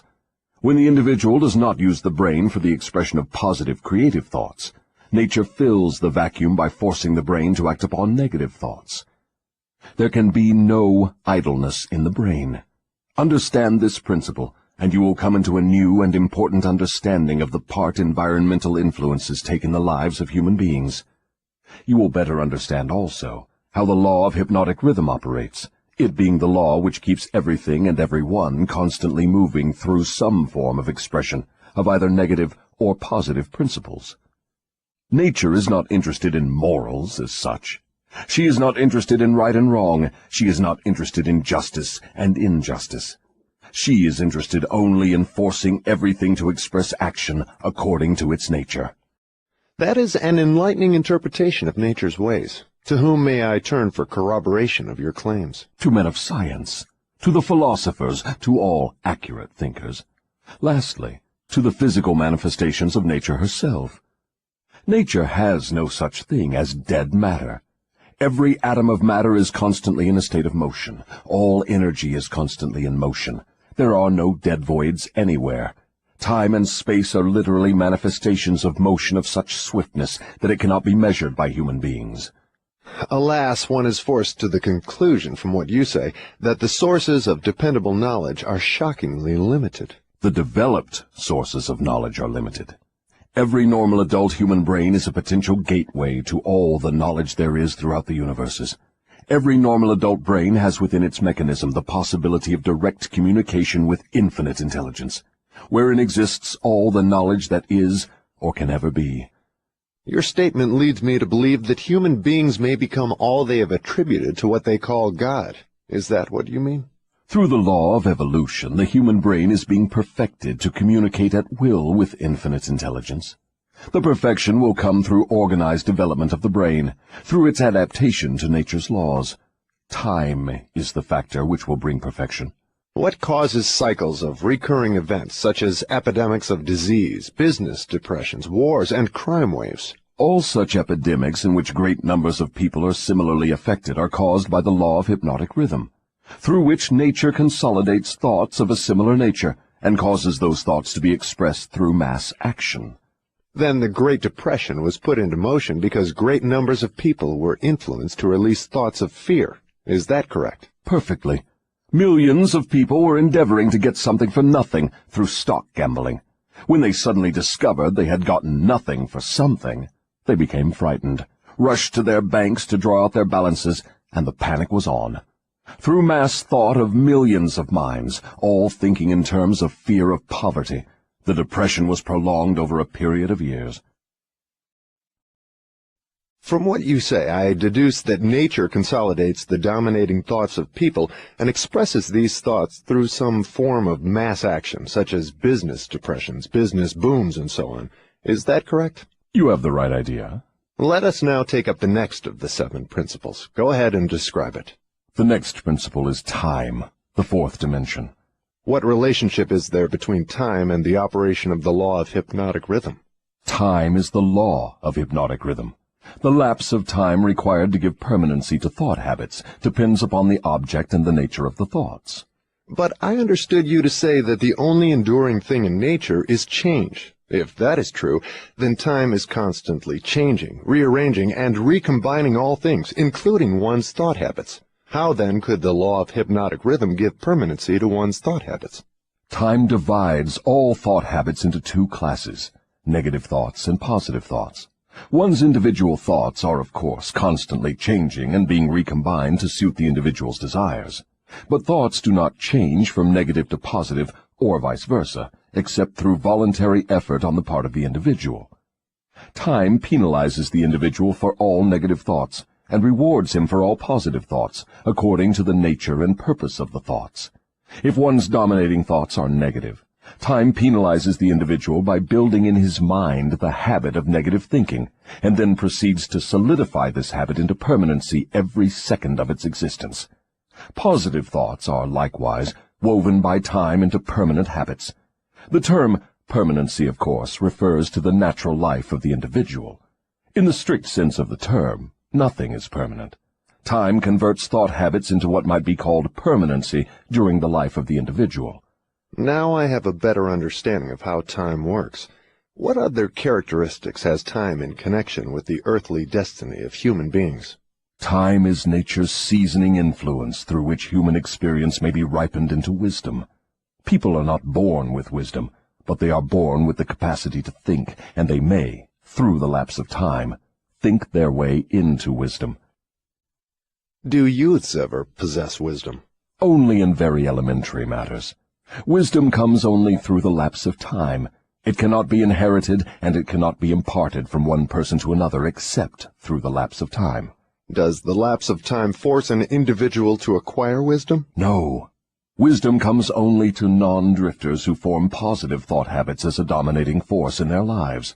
Drifters and those whose dominating thoughts are negative never acquire wisdom except of a very elementary nature.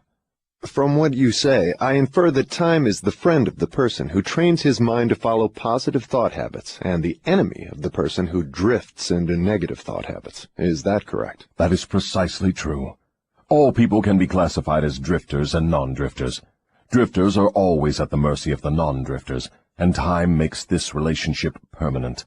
Do you mean that if I drift along through life without definite aim or purpose, the non-drifter may become my master, and time only serves to give the non-drifter a stronger and more permanent grip upon me?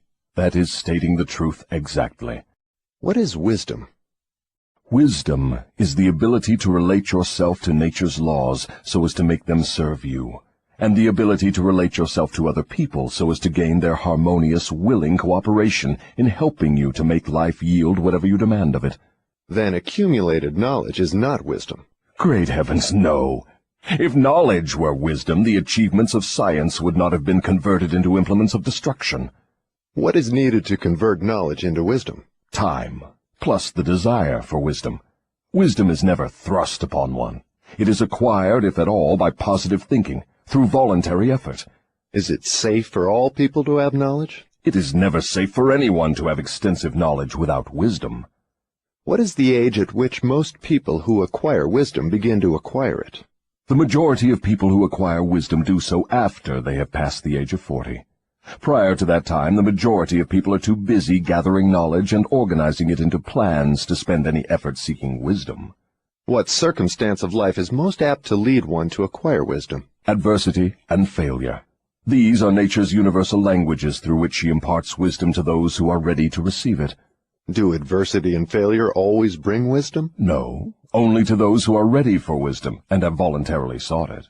What determines one's readiness to receive wisdom? Time and the nature of one's thought habits. Is newly acquired knowledge the same as time-tested knowledge? No. Knowledge tested through the lapse of time always is superior to that which has been newly acquired. Time gives to knowledge definiteness in both quality and quantity, and dependability. One can never be sure of knowledge that has not been tested. What is dependable knowledge? It is knowledge which harmonizes with natural law, which means that it is based upon positive thought. Does time modify and alter the values of knowledge? Yes, time modifies and alters all values. That which is accurate knowledge today may become null and void tomorrow because of time's rearrangement of facts and values. Time modifies all human relationships for better or for worse, depending upon the policy through which people relate themselves to one another. In the realm of thought there is a time when it is proper to sow the seeds of thought, and there is a proper time to reap the harvest of those thoughts, the same as there is a time to sow and a time to reap from the soil of the earth. Without the proper measurement of time between the sowing and the reaping, nature modifies or withholds the rewards of the sowing. Go ahead now and describe the last two of the 7 principles. The next principle is harmony. Throughout nature one may find evidences that all natural law moves in an orderly manner, through the law of harmony. Through the operation of this law, nature forces everything within the range of a given environment to become harmoniously related. Understand this truth, and you will catch a new and a more intriguing vision of the power of environment. You will understand why association with negative minds is fatal to those seeking self-determination. Do you mean that nature voluntarily forces human beings to harmonize with the influences of their environment? Yes, that is true.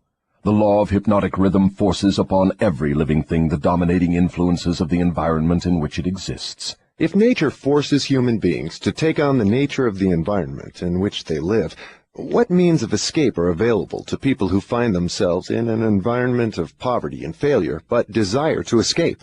They must change their environment or remain poverty-stricken. Nature permits no one to escape the influences of his environment. However, nature, in her abundance of wisdom, has given to every normal human being the privilege of establishing his own mental, spiritual, and physical environment. But once he establishes it, he must become a part of it. This is the inexorable working of the law of harmony. In a business association, for example, who establishes the dominating influence that determines the rhythm of the environment? The individual or individuals who think and act with definiteness of purpose. Is it as simple as that? Yes. Definiteness of purpose is the starting point from which an individual may establish his own environment. I do not seem to follow your reasoning. The entire world is torn with warfare and business depressions and other forms of strife which represent about everything except harmony. Nature does not seem to be forcing people to harmonize with one another. How do you explain this inconsistency? There is no inconsistency. The dominating influences of the world are, as you say, negative. Very well, nature is forcing human beings to harmonize with the dominating influences of the world environment. Manifestations of harmony may be either positive or negative. For example, a group of men in prison may, and they generally do, think and act in a negative manner. But nature sees to it that the dominating influence of the prison is impressed upon every individual in it. A group of poverty-stricken people in a tenement house may fight among themselves and apparently resist all forms of harmony. But nature forces each of them to become a part of the dominating influence of the house in which they live. Harmony, in the sense it is here used, means that nature relates everything throughout the universe as to every other thing of a similar nature. Negative influences are forced into association with one another, no matter where they may be. Positive influences are just as definitely forced into association with one another. I'm beginning to see why successful business leaders are so careful in the choice of their business associates. Men who succeed in any calling usually establish their own environment by surrounding themselves with people who think and act in terms of success. Is that the idea? That is the idea exactly. Observe, with profit, that the one thing all successful men insist upon is harmony among their business associates. Another trait of successful people is that they move with definiteness of purpose and insist upon their associates doing the same. Understand these two truths, and you understand the major difference between a Henry Ford and a day laborer. Now, tell me about the last of the 7 principles. The last principle is caution. Next to the habit of drifting, the most dangerous human trait is the lack of caution.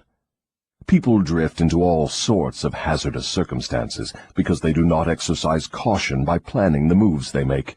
The drifter always moves without exercising caution. He acts first and thinks later, if at all. He does not choose his friends. He drifts along and allows people to attach themselves to him on their own terms. He does not choose an occupation. He drifts through school and is glad to get the first job that will give him food and clothing.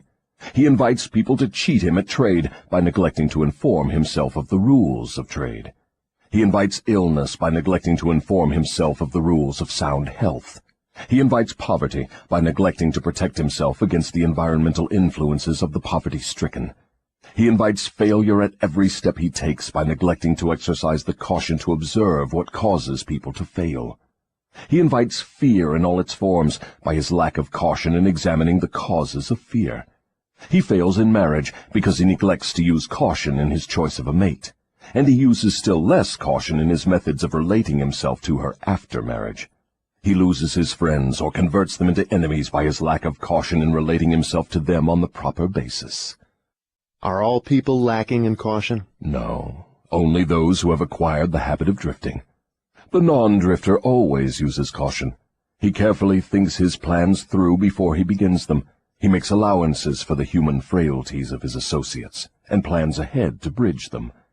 If he sends a messenger on an important mission, he sends someone else to make sure the messenger does not neglect his mission. Then he checks on both of them to be sure his wishes have been fulfilled. He takes nothing for granted where caution provides a way to ensure his success. Isn't over-caution as detrimental as lack of caution? There is no such thing as over-caution. What you call over-caution is an expression of fear. Fear and caution are two entirely different things. Don't people mistake fear for over-caution? Yes, that does sometimes happen. But the majority of people create for themselves far more disastrous hazards by total lack of the habit of caution than by over-caution. In what way may caution be used most advantageously? In the selection of one's associates, and in one's method of relating oneself to associates. The reason for this is obvious. One's associates constitute the most important part of one's environment, and environmental influences determine whether one forms the habit of drifting, or becomes a non-drifter. The person who exercises due caution in the choice of associates never allows himself to be closely associated with any person who does not bring to him, through the association, some definite mental, spiritual, or economic benefit. Isn't that method of choosing associates selfish? It is sensible, and leads to self-determination. It is the desire of every normal person to find material success and happiness. Nothing contributes more to one's success and happiness than carefully chosen associates. Caution in the selection of associates becomes, therefore, the duty of every person who wishes to become happy and successful. The drifter allows his closest associates to attach themselves to him on their own terms. The non-drifter carefully selects his associates and allows no one to become closely associated with him unless that person contributes some form of helpful influence or bestows some definite benefit. It never occurred to me that caution in the selection of friends had so definite a bearing on one's success or failure. Do all successful people exercise caution in the selection of all their associates, whether in business, social, or professional relationships? Without the exercise of caution in the choice of all associates, no one may be certain of success in any calling. On the other hand, lack of exercise of caution brings almost certain defeat in whatever one undertakes. Summary. 3 things connected with my interview with the devil interest me most. These 3 factors interest me because they have been the most important influences in my own life, a fact which any listener of my story can easily discern. The 3 important factors are the habit of drifting, the law of hypnotic rhythm through which all habits are made permanent, and the element of time. Here is a trio of forces which hold inviolate the destinies of all men. The 3 take on a new and more important meaning when they are grouped and studied as a combined force. It takes but little imagination and scarcely any understanding of natural laws for one to see that most of the difficulties in which people find themselves are of their own making. Moreover, difficulties seldom are the outgrowth of immediate circumstances. They are generally the climax of a series of circumstances which have been consolidated through the habit of drifting and with the aid of time. Samuel Insull did not lose his $4 billion industrial empire as the result of the Depression. He began losing it long before the Depression, when he became the victim of a group of women who flattered him into turning his talents from public utilities to grand opera.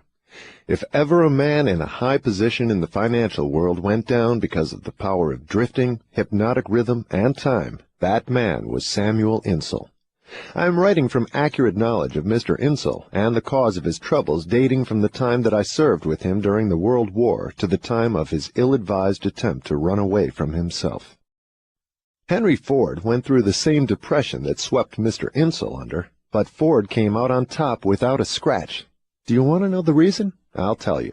Ford has the habit of not drifting on any subject. Time is Ford's friend, because he has formed the habit of using it in a positive, constructive manner, with the aid of thoughts of his own making, woven into plans of his own creation. Take any circumstance you wish, measure it with reference to its relationship to the habit of drifting, hypnotic rhythm, and time, and you may ascertain accurately the cause of all success and all failure. Franklin D. Roosevelt went into office with a bang during his first term. He had but one major purpose in mind, and that was very definite. It was to stop the stampede of fear and start people to thinking and talking in terms of business recovery instead of business depression. In carrying out that purpose, there was no drifting. The forces of the entire nation were consolidated and moved as one to help carry out the president's definite purpose. For the first time in the history of America, the newspapers of all political leanings, the churches of all denominations, the people of all races and colors, and the political organizations of all brands united themselves into one stupendous power for the sole purpose of helping the president restore faith and normal business relationships in the country. In a conference held between the president and a group of emergency advisors a few days after he went into office, I asked him what was his major problem. He replied, "It is not a question of majors and minors. We have but one problem, and that is to stop fear and supplant it with faith." Before the end of his first year in office, the president had stopped fear and supplanted it by faith, and the nation was slowly but surely on the way out of the jungle of depression. By the end of his first term, mark well the element of lapse of time, the president had so effectively consolidated the forces of American business and private life that he had an entire nation in back of him, ready, willing, and enthusiastically desirous of following his lead, no matter which way he went. These are facts well known to everyone who reads newspapers or listens to the radio. Then came another presidential election and the opportunity for the people to express their faith in their leader. They expressed it in a landslide without precedent in American politics, and the president went into office a second time with an almost unanimous electorate vote, with only 2 states meekly dissenting. Now observe how the wheel of life began to reverse itself and turn back in the other direction. The president changed his policy from definiteness of purpose to indefiniteness and drifting. His change of policy split the powerful labor group and turned more than half of it against him. It split the almost solid following he held in both houses of Congress, and more important than all this, it split the American people into pro- and anti-groups, with the result that about all the president had left of his original political assets was his $1,000,000 smile and his ready handshake. Obviously not enough to enable him to regain the power he once wielded in American life. Here, then, we have an excellent example of a man who skyrocketed to great power through definiteness of purpose and belly flop to the starting point by his habit of drifting. In both his rise and his fall can be seen clearly the operation of the principles of drifting and non-drifting reaching a climax through the power of hypnotic rhythm and time. All my life, the devil had a dramatic story to tell of his dealings with me. He saw me drift in and out of scores of business opportunities for which many would have given a king's ransom. He saw me drifting in my policy of relating myself to others, particularly in my lack of caution in business dealings. The circumstance which saved me from fatal control of the law of hypnotic rhythm was the definiteness of purpose with which, at long last, I dedicated my entire life to the organization of a philosophy of individual achievement.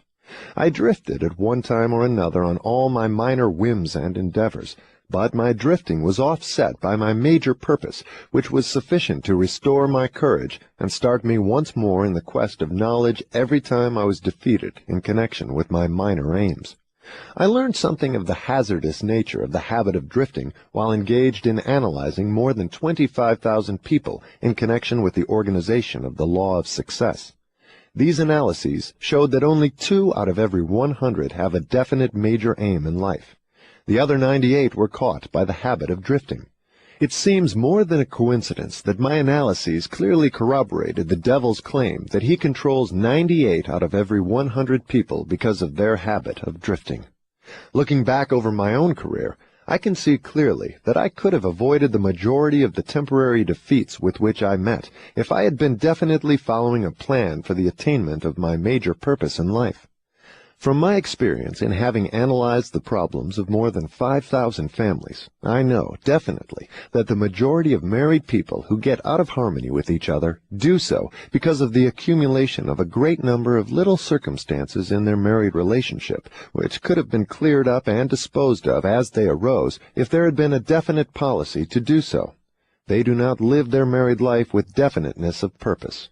So the story has gone, all back down the ages. The man with the most definite plan and purpose and the most power rides on to victory. The others scurry for cover and get crushed under the heels of those who are more determined. The answer is not hard to find.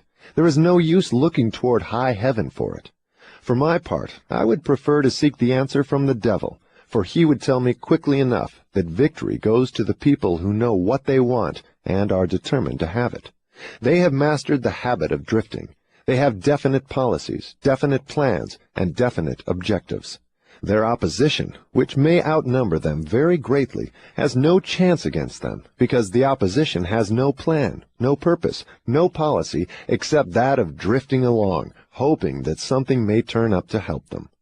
In those 3 brief sentences, you have the sum and the substance of the difference between success and failure, power and lack of it.